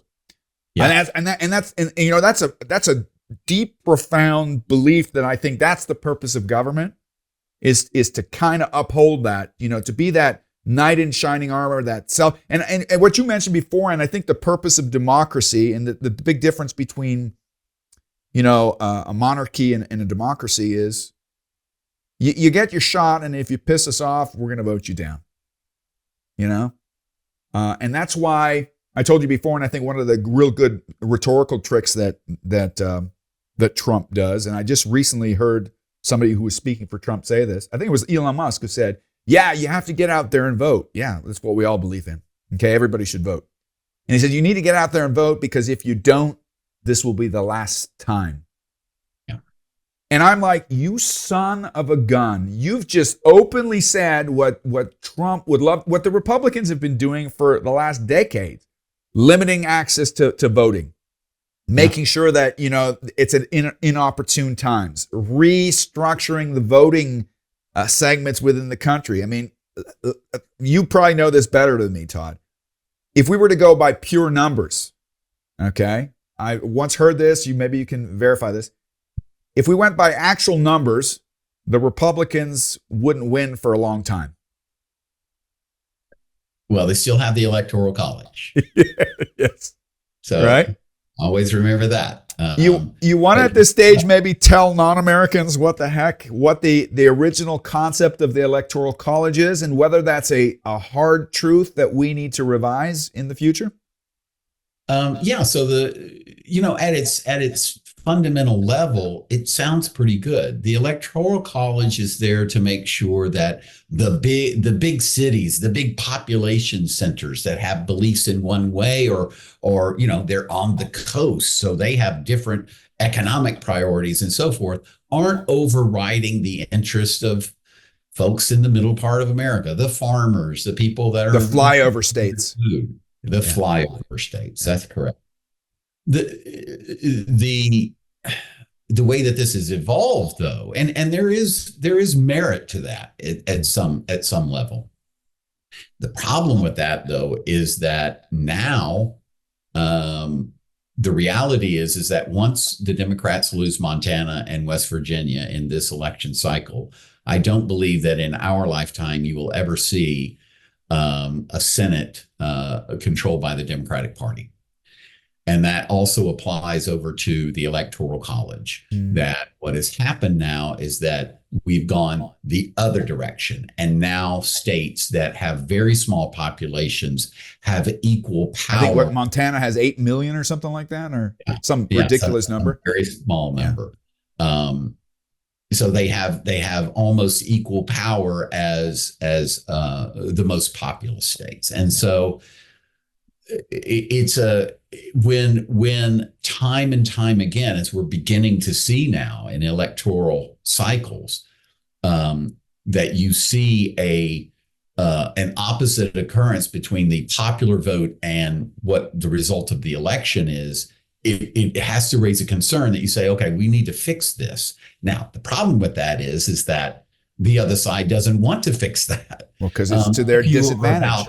If you were about power and not about altruism, then you're more interested in. If you were principle based and really believed in a majority, and I think that's kind of also a dog whistle statement when somebody says, we're not a democracy, we're a republic. They're basically saying this brings us back to, I don't think it's an issue of the minority being protected from the majority. I think the real issue that we're talking about here is that the vast majority is at the mercy of a minority, Yeah, a very vocal minority that is growing in power because of those other elements we've sort of discussed here, where if we've entered a place where the church is supporting not their best interests, voters are not supporting their best interests, and people don't want to admit when they're wrong, and they refuse to congratulate people when they've been successful because they're from a different ilk, then you've entered this phase, I fear, that there's it's going to take something dramatic, quite dramatic, Yeah. To change the course that we're on. And actually, I don't know. I'm sure you felt the same way. I mean, Obama was a real, and I was a big fan of Obama. I mean, there's things that every president has his good or bad sides. But I think as a whole, he was an exceptional human being and an exceptional leader. I thought Obama was really a step out on the wild side for the majority of the United States. You know, I consider Texas home. Texas is home for you. I've spent some time in Tulsa, Oklahoma, which I was called the belt buckle of the Bible Belt. You know, so I understand that part of the world as well. But you know, Obama was really a stretch. It was really for me. It was a proof that America was really evolving in its historical understanding of itself. And you know, and America's always had this kind of pendulum swing, you know, and I think that's kind of how we hypnotize ourselves, you know. We do one and then we do the other, you know, and so this swing in the other direction is scary as hell. I would have, if you would have told me 10 years ago or 15 or 20 or 30 years ago this was possible, I would have said no way in hell. Right. No way in hell. But now you've got both sides saying this was interesting because it was said in 2020 and everybody was serious about it, that this was the election of a lifetime. This election now is the election of a lifetime. Yeah, I'm really afraid. I think one thing I will hand to the Democrats. I still had faith that we would still stand up, but you know, I have two boys that are in voting age, and I've already prepped them that they need to vote. Hope we get our ballots on time. And my older son, you know, sometimes the youth will, you know, in their innocence, tell you things that kind of wakes you up. And he goes, now it's not that my kids like Trump and they know how I feel about Trump. It's really funny because when I go to Texas, I meet one of my dearest and best friends who lives in Austin. Shout out to Kelvin. One of my dearest fraternity brothers. He happens to be black. He works for the government. He's married to a Latino man. Went to TCU. And when we two meet up, my kids love to sit back and watch because it's like I'm the black guy and Kelvin plays the white guy, you know? We go at it. He says BLM is crap, and I said, "How can you say that?" And I voted for Trump. I said, "How can you vote for Trump?" I mean, so we have this discussion.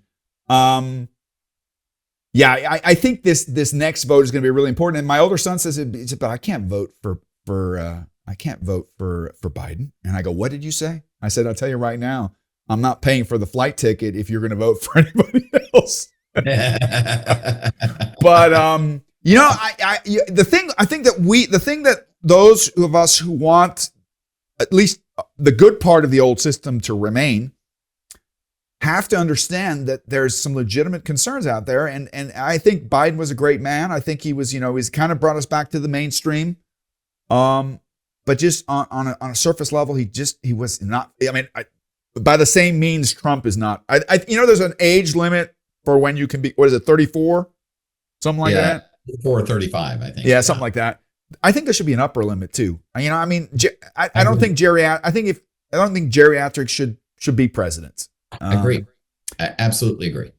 So I think the good thing that the Democrats did, which was actually a sign that their votership needed to see, is that we were listening to them. Okay, because I think if we're going to talk about the Republican Party, we also need to talk about what the Democratic Party has done to exacerbate this predicament. What are some of the things you think the Democratic Party has done to exacerbate this? I think we have failed to produce that leader that we've been talking about. Because of the way that the system runs, you're anointed in this party, in both parties, and that may upset people. We have American royalty. If you've got a certain name, it pulls. Yes. It is rare that you see the Pete Buttigiegs of the world rise. Although I like him. I do too. We have to do more of that. We have to do more as a nation, both parties, but particularly on the Democratic Party, since I'm that's my party. We have to do more to grow leaders, to give leaders an opportunity to, at the local level, at the state level, at the national level. And it begins with getting money out of politics. This has got to stop. Oh, you're talking about when I gave you the list of things to talk about, that's the only thing you added. I'm 100% on board with that. Oh. What's the problem that we have with the American system right now? Because it's been baked into the system, but it's only really come to full fruition in the last couple decades.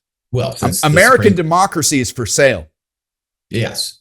I mean, so I raised money for Hillary. Yeah. In 2008. I raised, I think, about $150,000 for her, which was huge then. Yeah. After that Supreme Court decision, one person could write a $150,000 check. No big deal. So people like me were sidelined. Now, and this is true on both sides, Democrat and Republican, I get invitations to fundraising events, $500,000. $100,000, $75,000. Talk about being out of touch with the American society. I mean, give me a break here. And that's not democracy anymore. That's not democracy. No. And this has got to change. Yeah.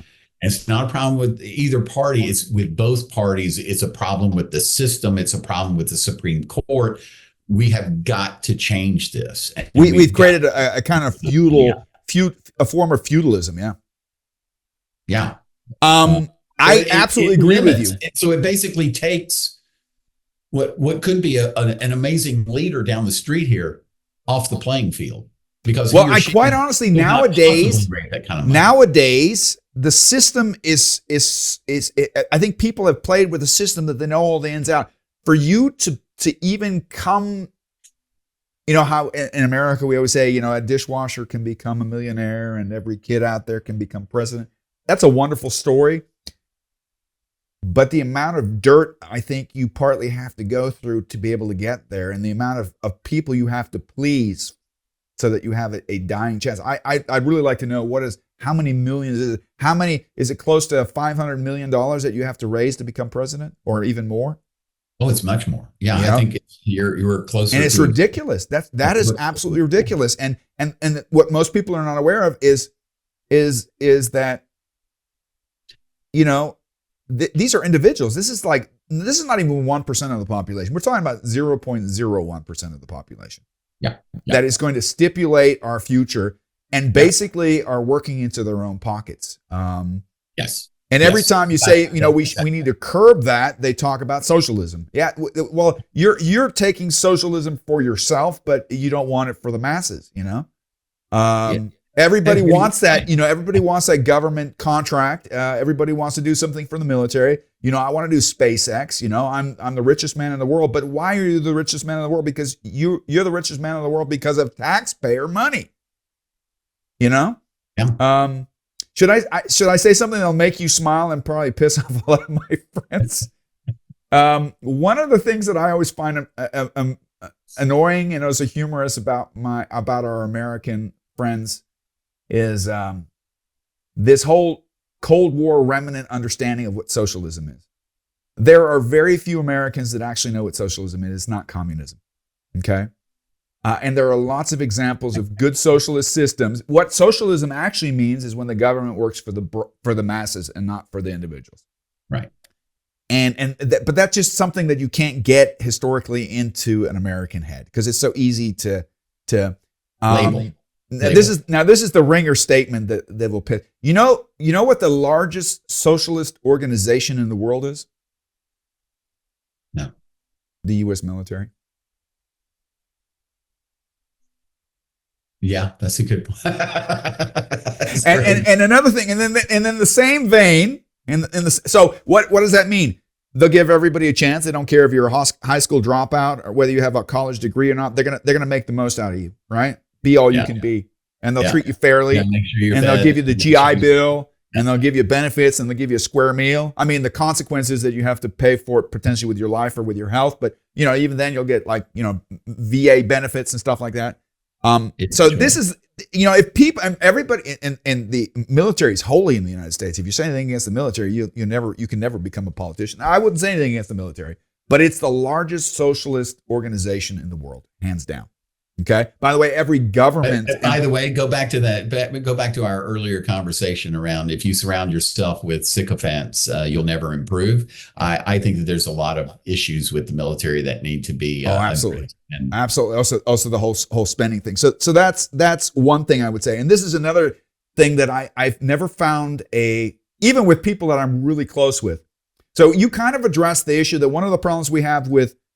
I said it, but you kind of expanded on it. The concept that the way the system is built in the United States is theoretically for sale because lobbyists contribute funding. A lot of the legislation is not written by politicians. It's not even read by politicians. It's undersigned by industries. Correct. And to think that an industry has a moral compass, anybody who thinks it has a moral compass doesn't know what the hell they're talking about. And that's what government is for, is to stand up to industry, which I don't think it's doing sufficiently because it's on the take. So I'm going to give you an example. I don't know exactly what the number. What does the American president earn a year? Is it 250,000? 250, I think it is. Yeah. Do you know what the mayor of Austria, the mayor of Vienna, the capital of Austria, where I live, earns? How much? 350. Wow. A city with 1.8 million. Yeah. Now, this is what I would, if I had any political say, if I could influence, this is what I say. We need to get money out of politics, and the only way to do that, I would ban lobbyists from DC. I think that's a great idea. I would up the salary of every senator and every congressman, every governor, every president. I would give them $1 million plus, right? Because we Americans have no problem if a CEO that sucks gets a severance package of $200 million, because we say he's worth it even if he's a douchebag, right? But if you say, our politicians should get decent money, oh no, it's an honor to serve your country. And then, this is another thing which I find surprising. What does a senator earn? Approximately the same, but a lot of them retire as millionaires. How does that work? Now, you want to hear a reactionary, real Republican statement that nobody's going to undersign, but I'm going to kind of go over the top here. I would use the Chinese principle. I would say any politician, Democrat or Republican, where you go home to them and you find gold bars in their closet with Saudi stamps on it, okay? I would court-martial. I would take him to court for treason, and I'm going to go over the top here. I would have them stand in front of a firing squad and let their family pay for the bullets. Now, that's a crass statement, and I don't really mean it that harsh. But you see where I'm going with this? Yeah. And every time I say this to, all the hardcore Republicans, they think, oh, you're crazy. I'm crazy? I mean, this is principle based. Crazy. What's happening right now is crazy. What's happening now is crazy, and nobody has a problem with it. Yeah. We are all kind of in collusion. Even the voters are in collusion because we don't demand better. Right. Yep. Yeah. That's exactly right. Yeah. And this is, I said I have issues with some of the ways that the military is operating now. Yeah. The very idea that we nearly had mass hysteria in the military among people that refuse to take COVID shots. What the hell are you talking about? Yeah. This is the military. Yeah. I had so many things shoved in my arms when we went to Saudi Arabia. Hey, this is good order and discipline has not ruled the day of late. Yeah. We've got to return to that.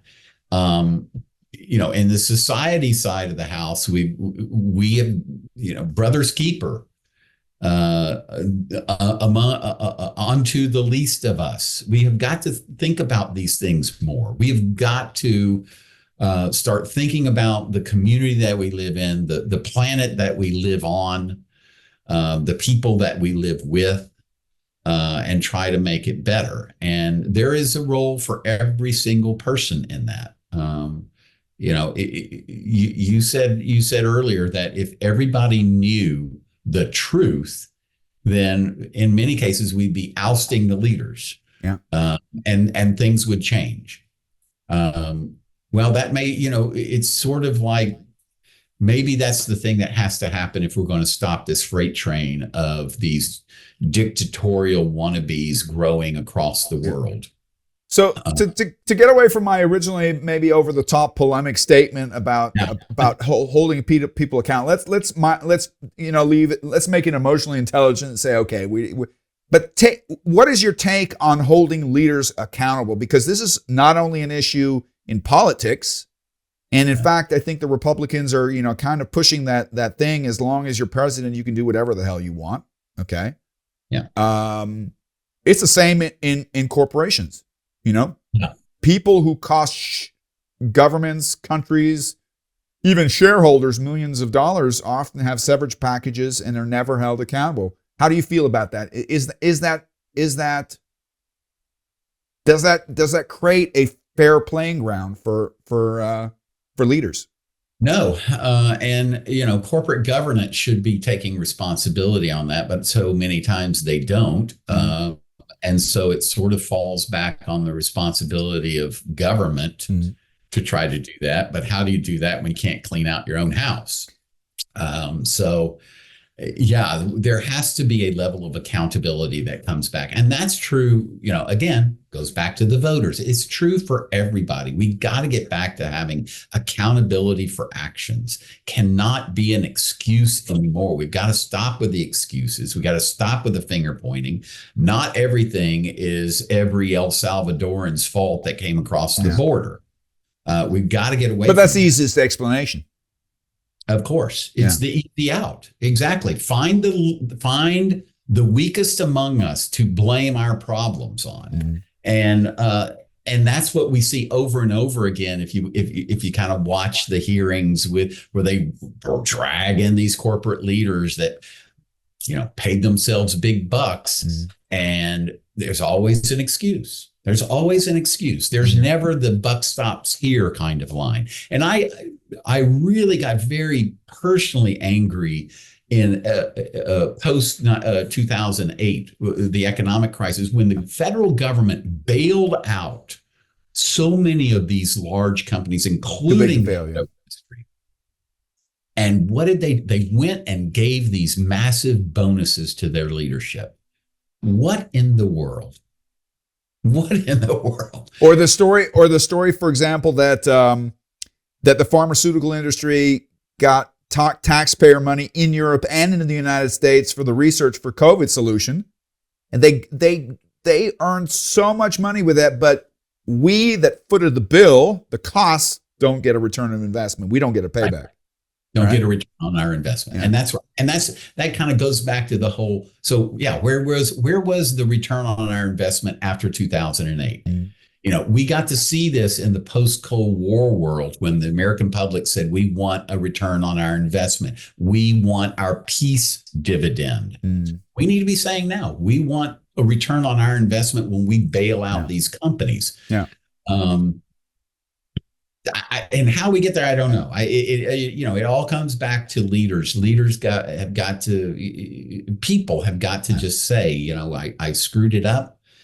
I didn't mean to do it, but I did it, and I'm going to learn from it and do better next time. Let me ask you. I mean, we've touched upon a couple things that would do good. Limiting lobbyism, paying politicians more and holding them accountable if they hold their hand out. Also, maybe curbing where they get their funds from. This whole concept. If there's a website where you can follow what insider trading senators make on inside information they get on stock. That should be illegal. But all of this would also maybe talking about the electoral college and pushing through some of the more difficult issues. I mentioned this before, and I think one of the qualities that the more ultra right I think they're more willing to undersign drastic change, not to our advantage, to our disadvantage. But I lack that courage on the left. Yep. And I don't like the whole term right and left. Okay, I'm just talking about two opposing forces. I kind of lack that, and the only one on the on the political spectrum, who I think who's an amazing candidate. I think America couldn't have handled him, was Bernie Sanders. What do you say? What's your impression on? Because I think, every time you point a finger at the other party, you also got to take your self-responsibility and ask yourself, what are we contributing to the environment that somebody like that is more votable than we are? I think you can't point a finger without asking yourself your question: what's your ownership in the deal? I lack I think the alternative party, the Democrats, are too interested in, let's just get along and let's not rock the boat. Let's not piss anybody off. We don't want to even piss off the Republicans. And by not standing for something, I think they're losing a lot of people who really want change. I don't know. Have you ever seen? Are you familiar with Vice? The news show? Yeah, the news thing. I think they've gone bankrupt, but I actually like some of the. There was a great. I actually wanted to. Yeah, work for there's great report on Vice where I think it was an African American. I thought it was an interesting choice that they picked an African American. They sent him to the what's it called, the Steel Belt or whatever it's called in the United States, where they they have those production lines, and it was almost like a Bruce Springsteen song. He was in these dismal towns where everybody's sitting in the bar miserable with trucker caps and beer guts and health issues and stuff like that. And he started having an interview with them, and what I loved about him, he was not trying to trigger them. I mean, I think his potential, his wild hair and his skin color was enough to theoretically trigger them, but it didn't trigger them. And he managed to ask open questions instead of judgmental questions, right? And maybe I can find it and I'll send it to you. And I thought the interview was great because he asked them, this was before Trump won the first time, hopefully the last time, why they were going to vote for him. And they said, because he stands for us. And he says, you really believe that? Yes, because he says he does, right? He stands for Christianity, but he's not really Christian, right? Everything he's done in his life is actually the opposite of Christian, right?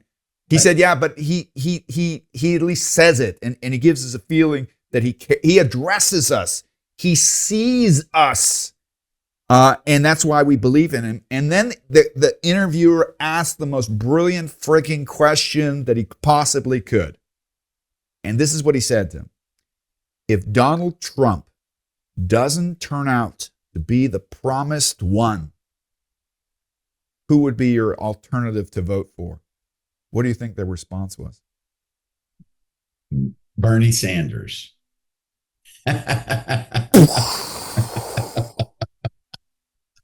Mind blowing. I mean that, but you know what? That tells you so much about what people are thirsting for. And I think straight shooter. I think the Democrats really shot themselves in the foot with the younger generation when there was a lot of inside influence to make sure that Hillary Clinton won and not Bernie Sanders. I'll leave it up to you if you want to make any statements on that. Yeah, I don't know. I don't think that America was ready for Bernie Sanders, but I would have wished it would have been Bernie Sanders. Right. Because that would have been real change. I think that's the point, is that the inside baseball kind of took over and people said, she's electable, he is not. Mm-hmm. He may represent our feelings more, but we got to win. Mm-hmm. And that's sort of part of the problem too, is that we got to win. No, in some cases, this is also why I believe we actually need 4 parties, because if you only have 3, there's going to be a dominant one. So if the Democratic Party splits or the Republicans Party splits, the other one's going to be the dominant, and it's going to be chaos. You need 4. You need the ultra liberals, you need the traditional Democrat, you need the traditional Republican, and the ultra right. Will the system allow it? I honestly don't know. We'll see what happens after this election. I think that if there is going to be a splintering, it could occur after this election. And again, it's about who. I don't think we have a problem seeing a leader emerge on the ultra right, the MAGA side. I think you see it in their vice presidential candidate. He's very eloquent. He's going to be their leader, I think, moving forward. On the far left, there's some good spokespeople. Good. Gavin Newsom has great charisma. Yeah, I think Gavin Newsom is. Pete Buttigiig. I think there's a lot of candidates that we have to give them space. Yeah, and so I think in each element, there will emerge a leader, and that could actually be really good for America moving forward. So we'll have to wait and see. But I think until you get to that point where you split this out, the real leaders, the good leaders, leaders that we really yearn for, are going to get drowned out. And they're going to get drowned out by the loud, boisterous, extreme that we currently see running. I think also the problem we have, reason why some of these hardcore real change leaders who would bring us like modern new change, I think the voter base would even go for them if they had exposure. I think the problem is, once again, that our democracy is paid for.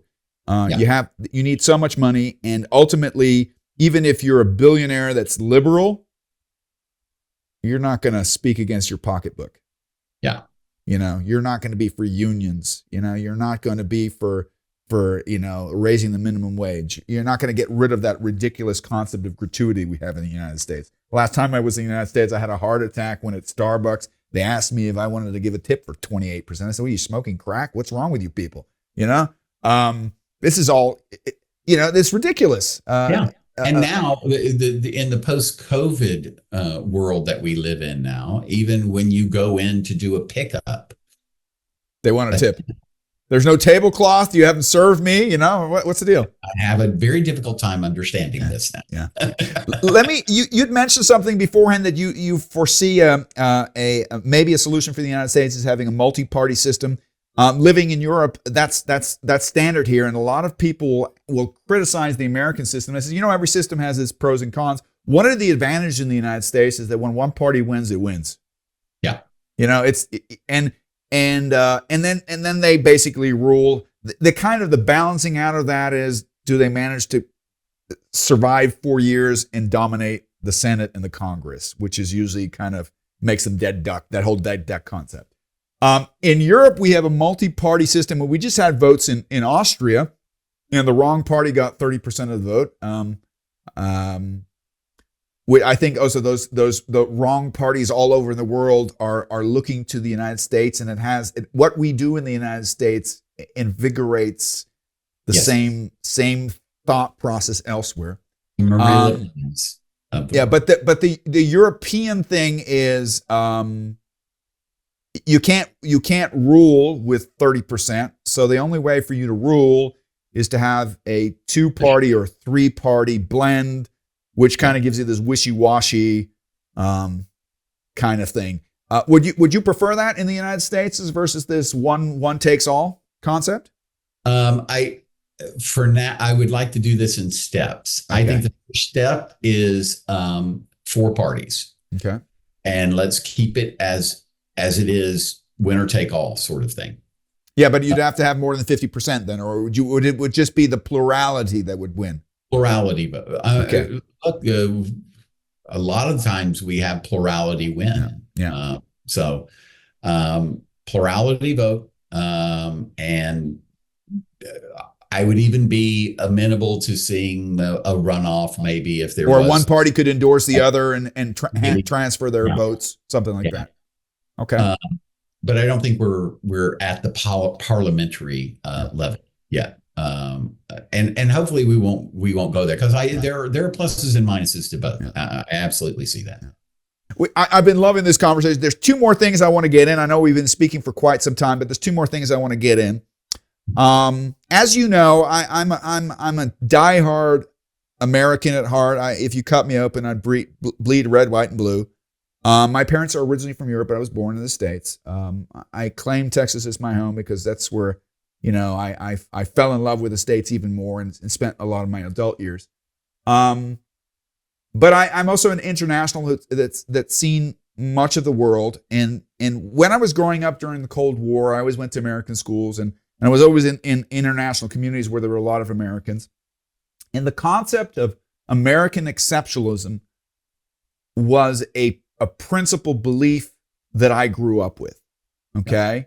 This concept that we grew out of the Great Depression into the Second World War, where we don't just stand for a capitalist lifestyle, but we stand for fairness, for chances for all, equality, that our concept of democracy is important, and we enforce that in the world, and that's how we justified getting involved in the world.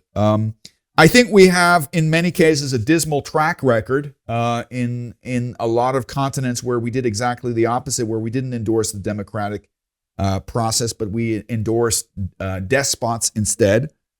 But there was, I think, like with every human being, there's always a struggle, inner struggle. I think on the whole, this concept of American exceptionalism was, and it has had a huge influence in the world.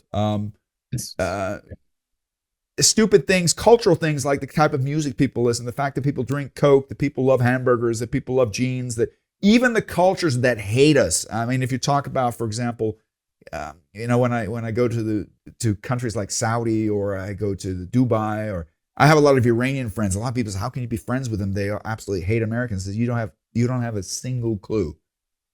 I know Iranians who are more patriotic American than some of the Americans I know. Okay, there's kind of a love-hate relationship, but there was something about our mission wasn't just to make a buck off everybody and take advantage of people and dominate the world economy, but there was, and that's how we kind of grew into this world policeman and stuff and we've constantly gone through this cycle of where we're very exposed and we kind of get beat up and then we go back into isolationism and it kind of goes in that cycle.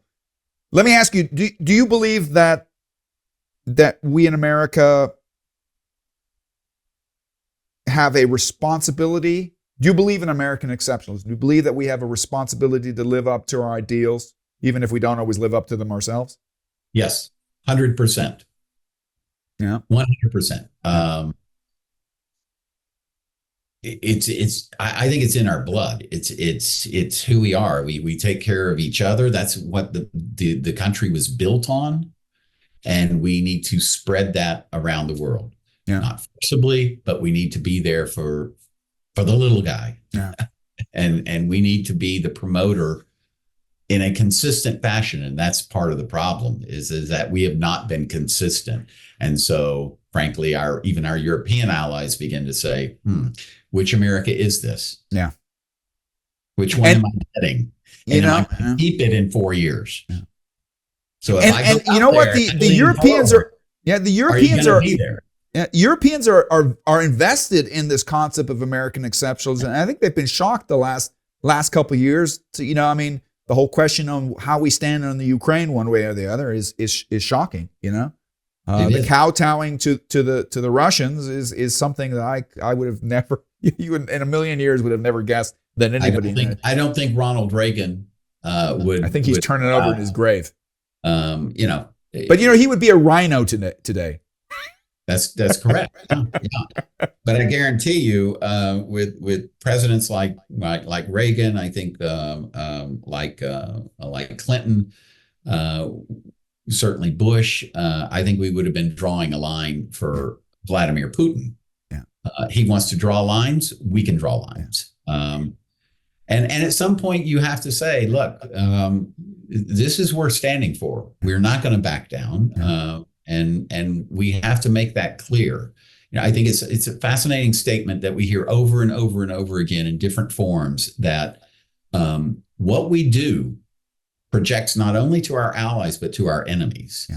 Yeah. And we need to be crystal clear. We need to be transparent with our enemies. We need to let them know this is how far you can go. And if you go over that line, we will be there.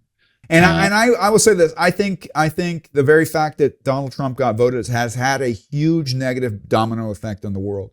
Yeah. If you have one dominant family member that can misbehave, everybody else thinks it's what's good for the goose is good for the gander. We can do the same.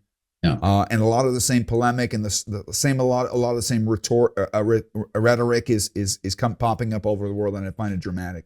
I think in many ways, when it seems dark, yeah, you get that little spark that says, "Wow, people are still there." You see friends, and you say, "Oh, okay, they didn't fall off the edge." Yeah. We'll pull that out here, hopefully. And so there's these little, moments that put the dictator wannabes back on their heels. Yeah. And as long as we continue the drumbeat and just keep going. Leaders don't have to be the president. Leaders are everywhere, and that you just have to keep saying it, and you just have to keep talking it. If I were to underline what we're talking about here is this concept that whether you're a CEO of a company or the president of the country, you have your scope of responsibility is limited to your company or to your nation. But in reality, you have a much broader concept, and we're talking about corporate social responsibility, which can kind of lead us into the DIE issue. I think we need to understand that if we want to have a peaceful, equitable, global system in the future, you need to understand that your behavior on a whole has impact on others as well. Yes, absolutely. Yeah. And there's a role for everybody in the greater system. And in some cases, it's the government making it a profitable profitable opportunity for business to take care of the environment. Yeah. Because if it's not in their self-interest, we need to make it in their self-interest. So there's a give and take in all of that. Yeah. But everyone has a responsibility. Now, I know that one of the great passions in your life has been another part, which I think a lot of leaders also in the corporate world are having to address. I mentioned the word corporate social responsibility. Taking it a step further, you have the Sustainable Development Goals, which is more about things. Sometimes those are with people, but it's kind of a KPI thing. And then the other thing that I think a lot of more conservatives kind of have an issue with is the whole concept of diversity, inclusion, and equity. And you have a background in this. I'd love to hear what you have to say. Why is it important? Why do we need it? What are some of the things that are making it difficult to digest for some people, and where do we need to go with it? I think if you've ever had to hear me speak, you would hear this phrase all the time. The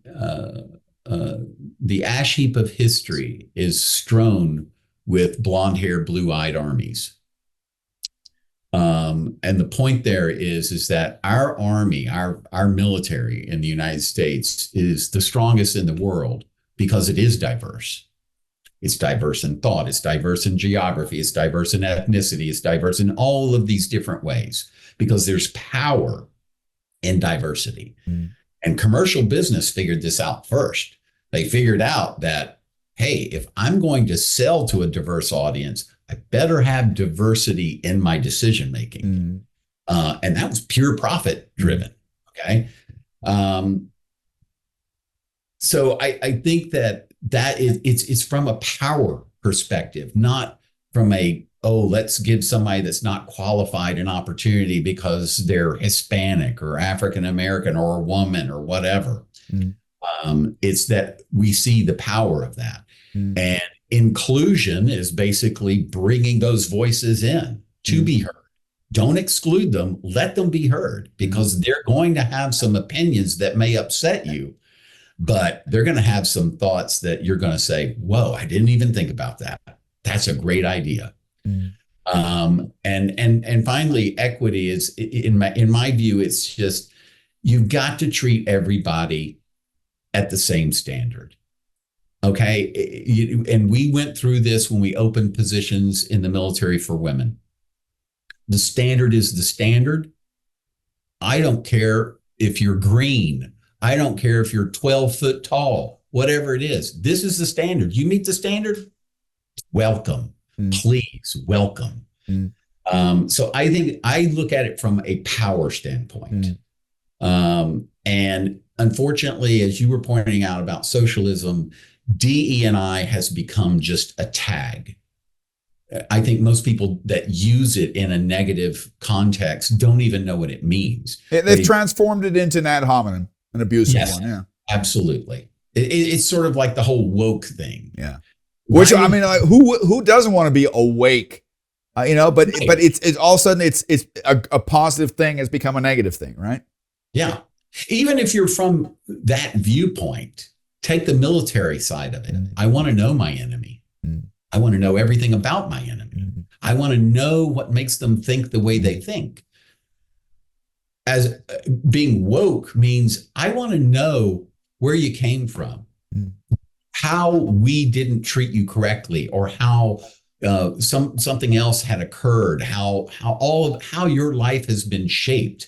That brings power to all of us. And oh, by the way, the very simplest of things that we all learned in political science and history is destined to repeat itself. So we have to make sure that we don't do that in many cases. Yeah. I think I would agree with you on many things. I think sometimes also that the liberal mindset is, I sometimes wonder whether the extreme liberal left and the extreme right are working together. You know what I mean? I'm going to give you an example of DI, and I don't want to be disrespectful. I think you know me well enough that I don't have an issue treating everybody or seeing everyone the same. I don't think anybody's above prejudice, but I think on a whole I've got a pretty good handle on it. You know, I don't really care when I judge people more on other things than their ethnicity or something like that,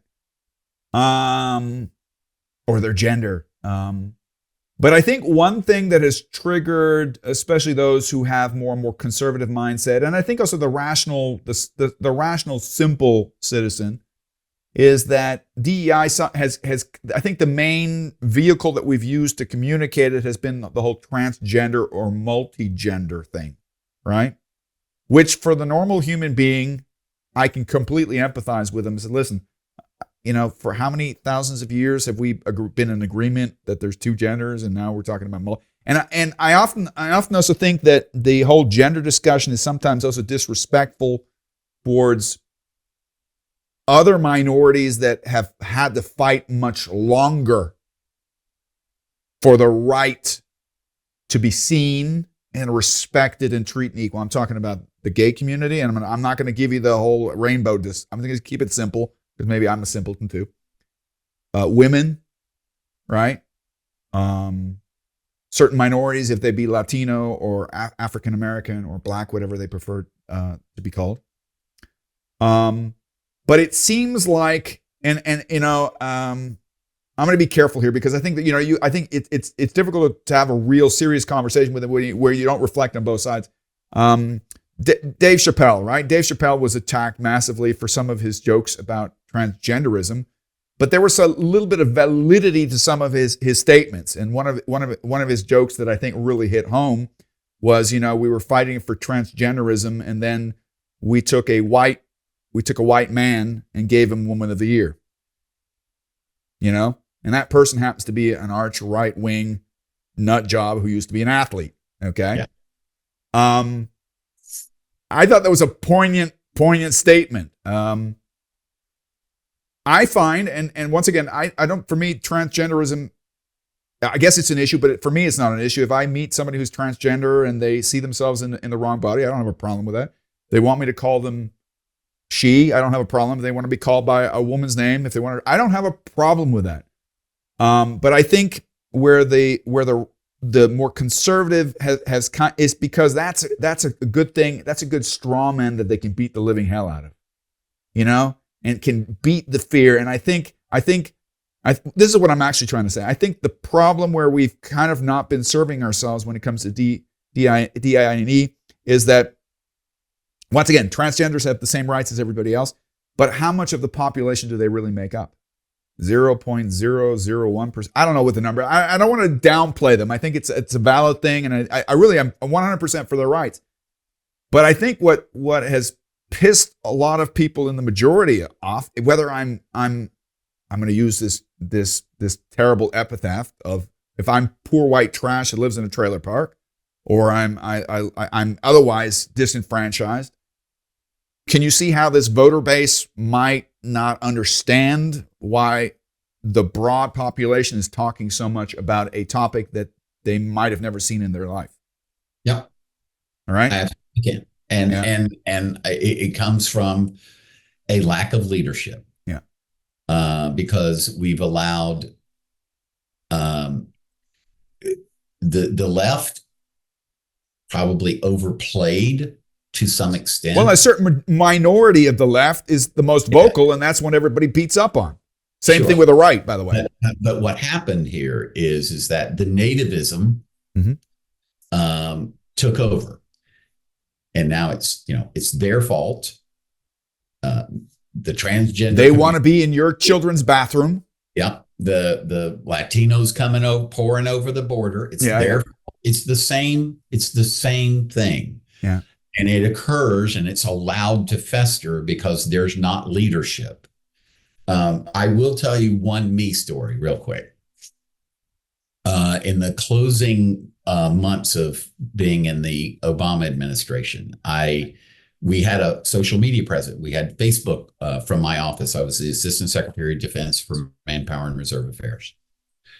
I got a Facebook message one morning from a family that was beside themselves. Their transgender child had been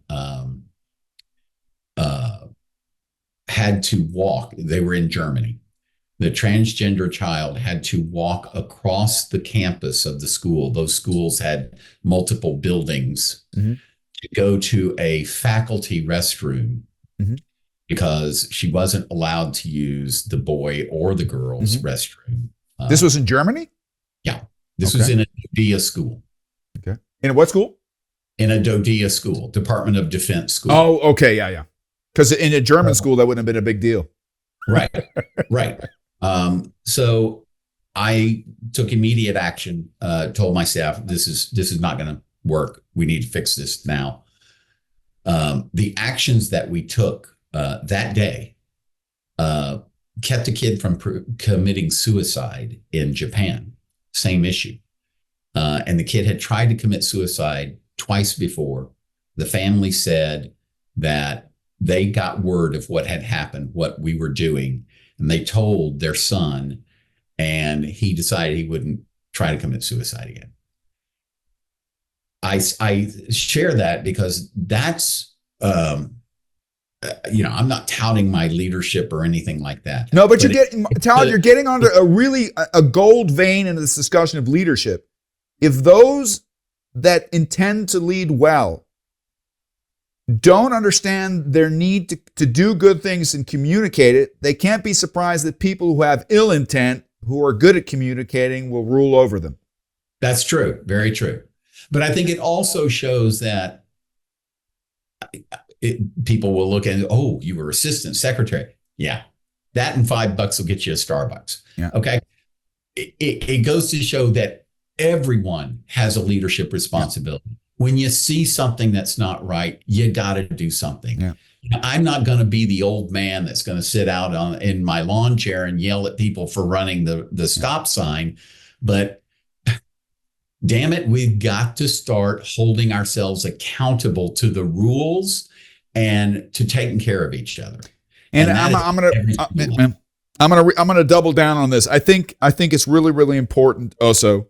And this is a German saying, do good things and talk about it. I think if we believe in Black Lives Matter, if we believe in whatever form of positive wokeism, if we believe in the positive attributes of DIE, we need to give reasonable and understandable examples of how it's working. And not hide away and let the opposition pick and choose, the extreme examples. Right? Yeah. Because I don't think we're doing ourselves or our cause. If we're not willing to stand for to really stand for it and have empathy that other people might take some time to understand us and empathize with us, I think we just need to have that patience. I find another thing which every time I come to the States, you hear all this news in the States about how divided we are, and then I'm standing at the airport and I say multiracial couples, which is not a big deal, but I mean, 50 years ago that would have been like, Yeah. or that actually there's not really that much difference in the races. I think there's more difference in social class nowadays than the way we dress, the music we listen to. I think we're all a big melting pot, and I think that's a beautiful thing about our country. I think also, I don't like the slogan "Make something great again" because I think it triggers too many things. But I think we need to resurrect American exceptionalism, not only abroad but also within. And I think we need that unifying force, because I don't believe that the majority. That used to be that term, the silent majority. Yeah. I think we've lost the the connection to them. I think a lot of people will vote, in my opinion, for the wrong candidate because the opposite side is untenable for them because of some extreme view that they hold. Whether it be the bathroom issue or abortion or whatever it might be. Right? Women shouldn't be leading. Yeah. Todd, Todd, any number of things, but we've got to, if every person will just take a moment to reflect, be more reflective, and try, just make an effort. It'll make a difference.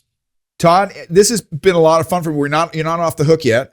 We still got. I always let my team. They have to listen to us the whole time, so I'm sure they've got a couple questions. I want to say up front, thanks a lot. You've always been a good buddy, and I knew that this had potential for a good. I've had a blast. I hope our listeners will have. I hope you had a blast. Maybe one, and I'm famous for stepping on toes in a good sort of way. So when are you running for office? When we get the money out of it. I will share with you a famous quote that my parents, we spoke English at home, but both my parents were originally from Austria. And I love my brother to death, but you know how you had a brother as well, right? And siblings can often be very, very different. And when we had arguments, my parents would often appeal to me with a traditional Austrian saying, and I'll translate it in English, that says, the smarter one gives in and the ass falls off the bridge. Now that makes absolutely no sense. But the picture is, if you're pulling a mule or a donkey, obviously the donkey's maybe not as intelligent as you. Actually, they're quite intelligent animals, but they have more power. So sometimes the easiest solution is just to let go of the rope, and then they fall off the bridge, and then they'll learn out of the process. And this is a profound traditional statement I think every Austrian child has ever heard in their life. And I had to listen to it for decades, until one day when I was a teenager, I said to my parents, if the smarter ones always give in, the asses ruled the world. Not that my brother's an ass. I love him. He's a great guy. He's different than me, but he's a wonderful person. But I think that's would be a good summary statement for also an appeal to you, because there was a really good Democratic senator who recently said this. He said that the decorum has reached such a low point in the Senate and the Congress that a lot of people of character are so turned off that they don't want to be there. And I think that's a dangerous place. Yes. Very dangerous. And I hope that Generation Z and whatever generation comes thereafter takes up the responsibility to say, listen, if we have the energy to complain, we're part of the solution. We're either part of the problem or we're part of the solution. So if you run for office, you got my vote. Rico Nelly, questions? Oh, there's Generation Alpha? Yes. Do they the iPad babies? Okay, great.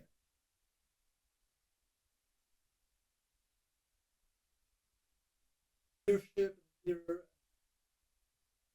politics.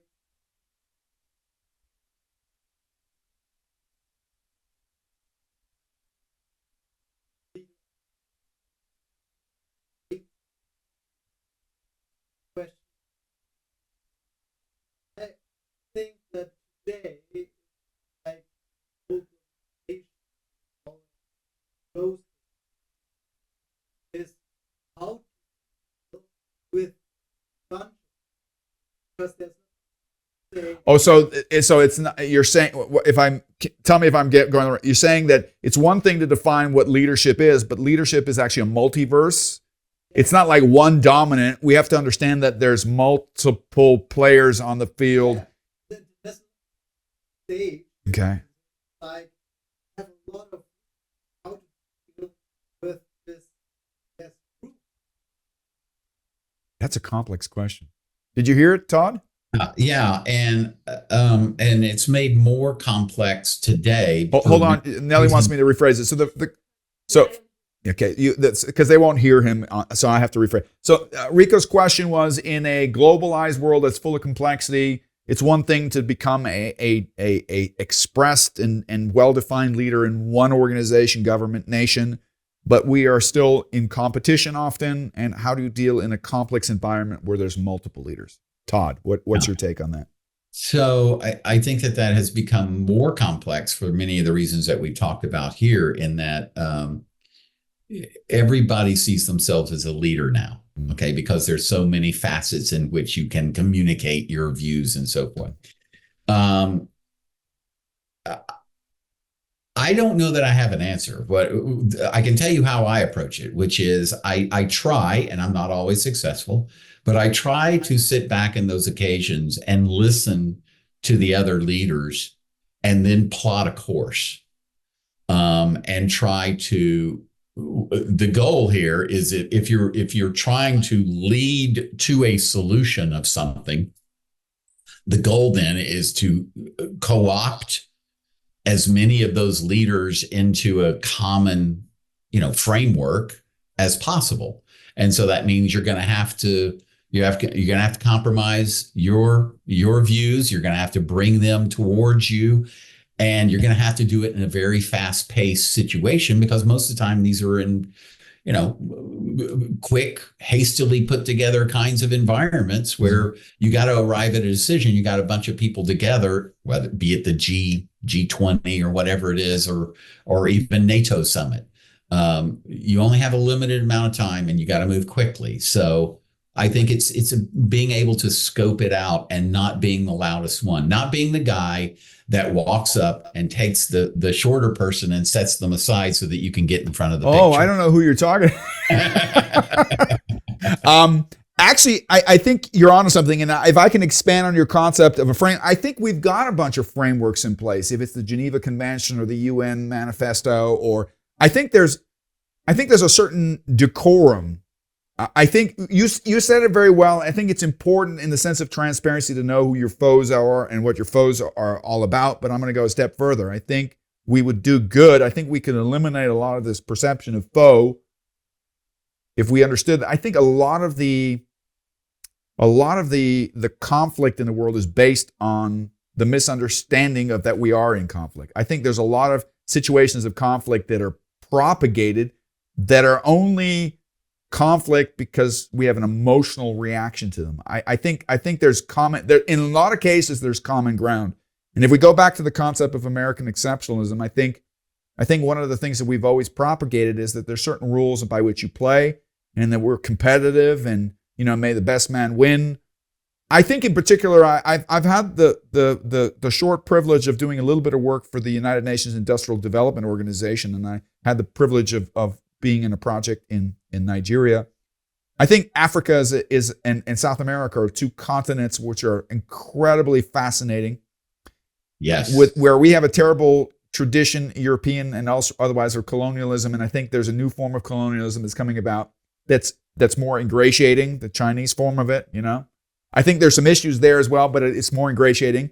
It's more give and take. I think if I were to answer your question, Rico, I think what leadership needs to do is have a new paradigm. It's good to stand for your own nation and your own interest, and it's okay to endorse competition, and to stand up against foes if they're foes, but also to have certain rules of behavior. We don't cheat. We don't steal from each other. We don't set the smaller one aside. If a nation has a democratic process, we need to endorse it, whether it becomes our personal economic interests. Yeah. There's a lot of talk about the American military actually being the extension of the American economy. I think in some cases there might be a small form of legitimacy there, but some of it is misguided to our own personal disadvantage, midterm, long term. Yeah. Any other questions, Nellie?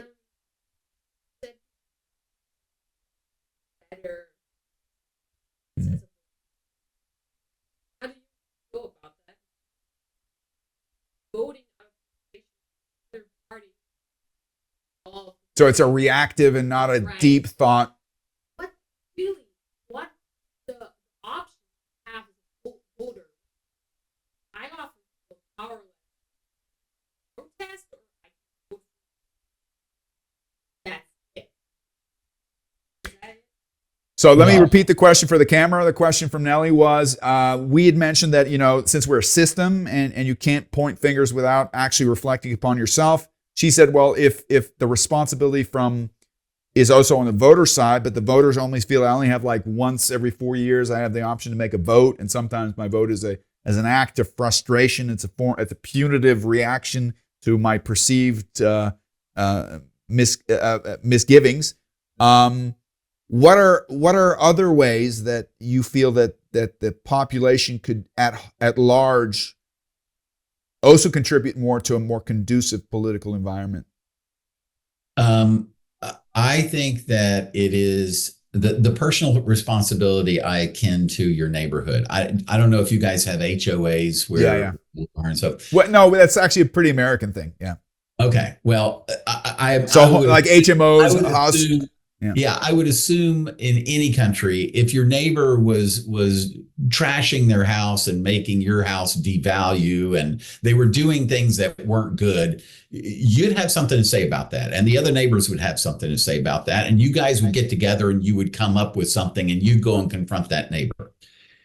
We have to take what we do on a localized level. If your kid was not being treated well in their school, you would be in front of the PTA. Yeah. You would be in that schoolhouse talking to the teachers. Yeah. We have to take what we do on a personal level and take it up a notch. So if you think you deserve a stop sign down at the end of the street, get up, get other people together and go down to City Hall, start working it. If you think that the president of the United States is not doing their job or a senator or a congressman is not doing their job, start calling their offices. It really does make a difference after a while. And you can get more and more people. Squeaky wheel gets the oil. Say again? The squeaky wheel gets the oil. You got it. That's right. And yes, vote. And I know people have sort of diminished their vote. Your vote counts. It's important. Look at these last two elections. And look at many of the congressional races. These things are decided by hundreds of votes in some cases.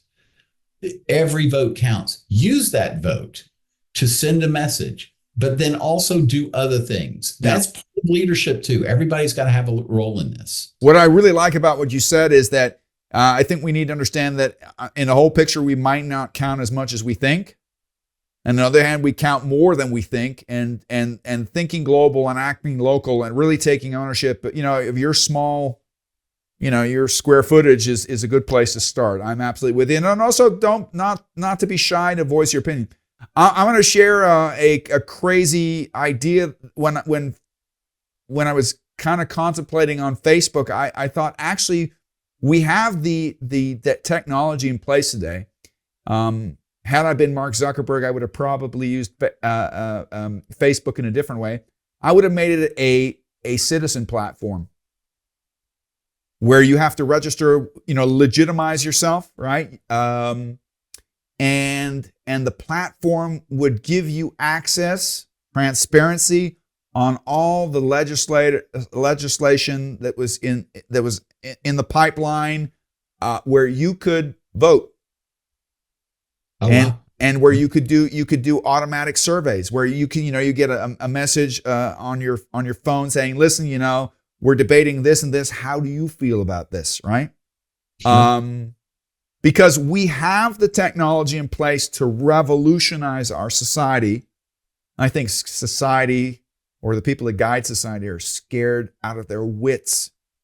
What it would do if it would really accelerate true democracy, almost going back to how it used to be in Athens. You know, in Athens there were people that were allowed to vote. You had to go to the market square. There were rules. You could do that with millions of people nowadays. Yeah. You know, got to figure out too how you deal with, and this is a struggle that we're in right now. How do you deal with the people that choose to be uninformed, but still demand that their voice be heard? I think I would agree with you. I would accept that, but I think the greater issue is that I think the lobbies are afraid of the masses knowing the truth. Yeah. You know? So, interesting. Any other questions? Okay. Todd, it's been an absolute pleasure. I can't wait to see what kind of feedback we get on this podcast. I'm sure some of our old friends will come out of the woodworks, right? Let's stay in touch. It's really been a pleasure. Thank you so much for your time. Okay. And I'll let you know as soon as we put this online. We're going to have the big format, the mid formats, and then we'll have, I'm sure, as long as this has lasted, like 50 shorts that we're going to pump out through social media. So don't be surprised if you get some feedback from this.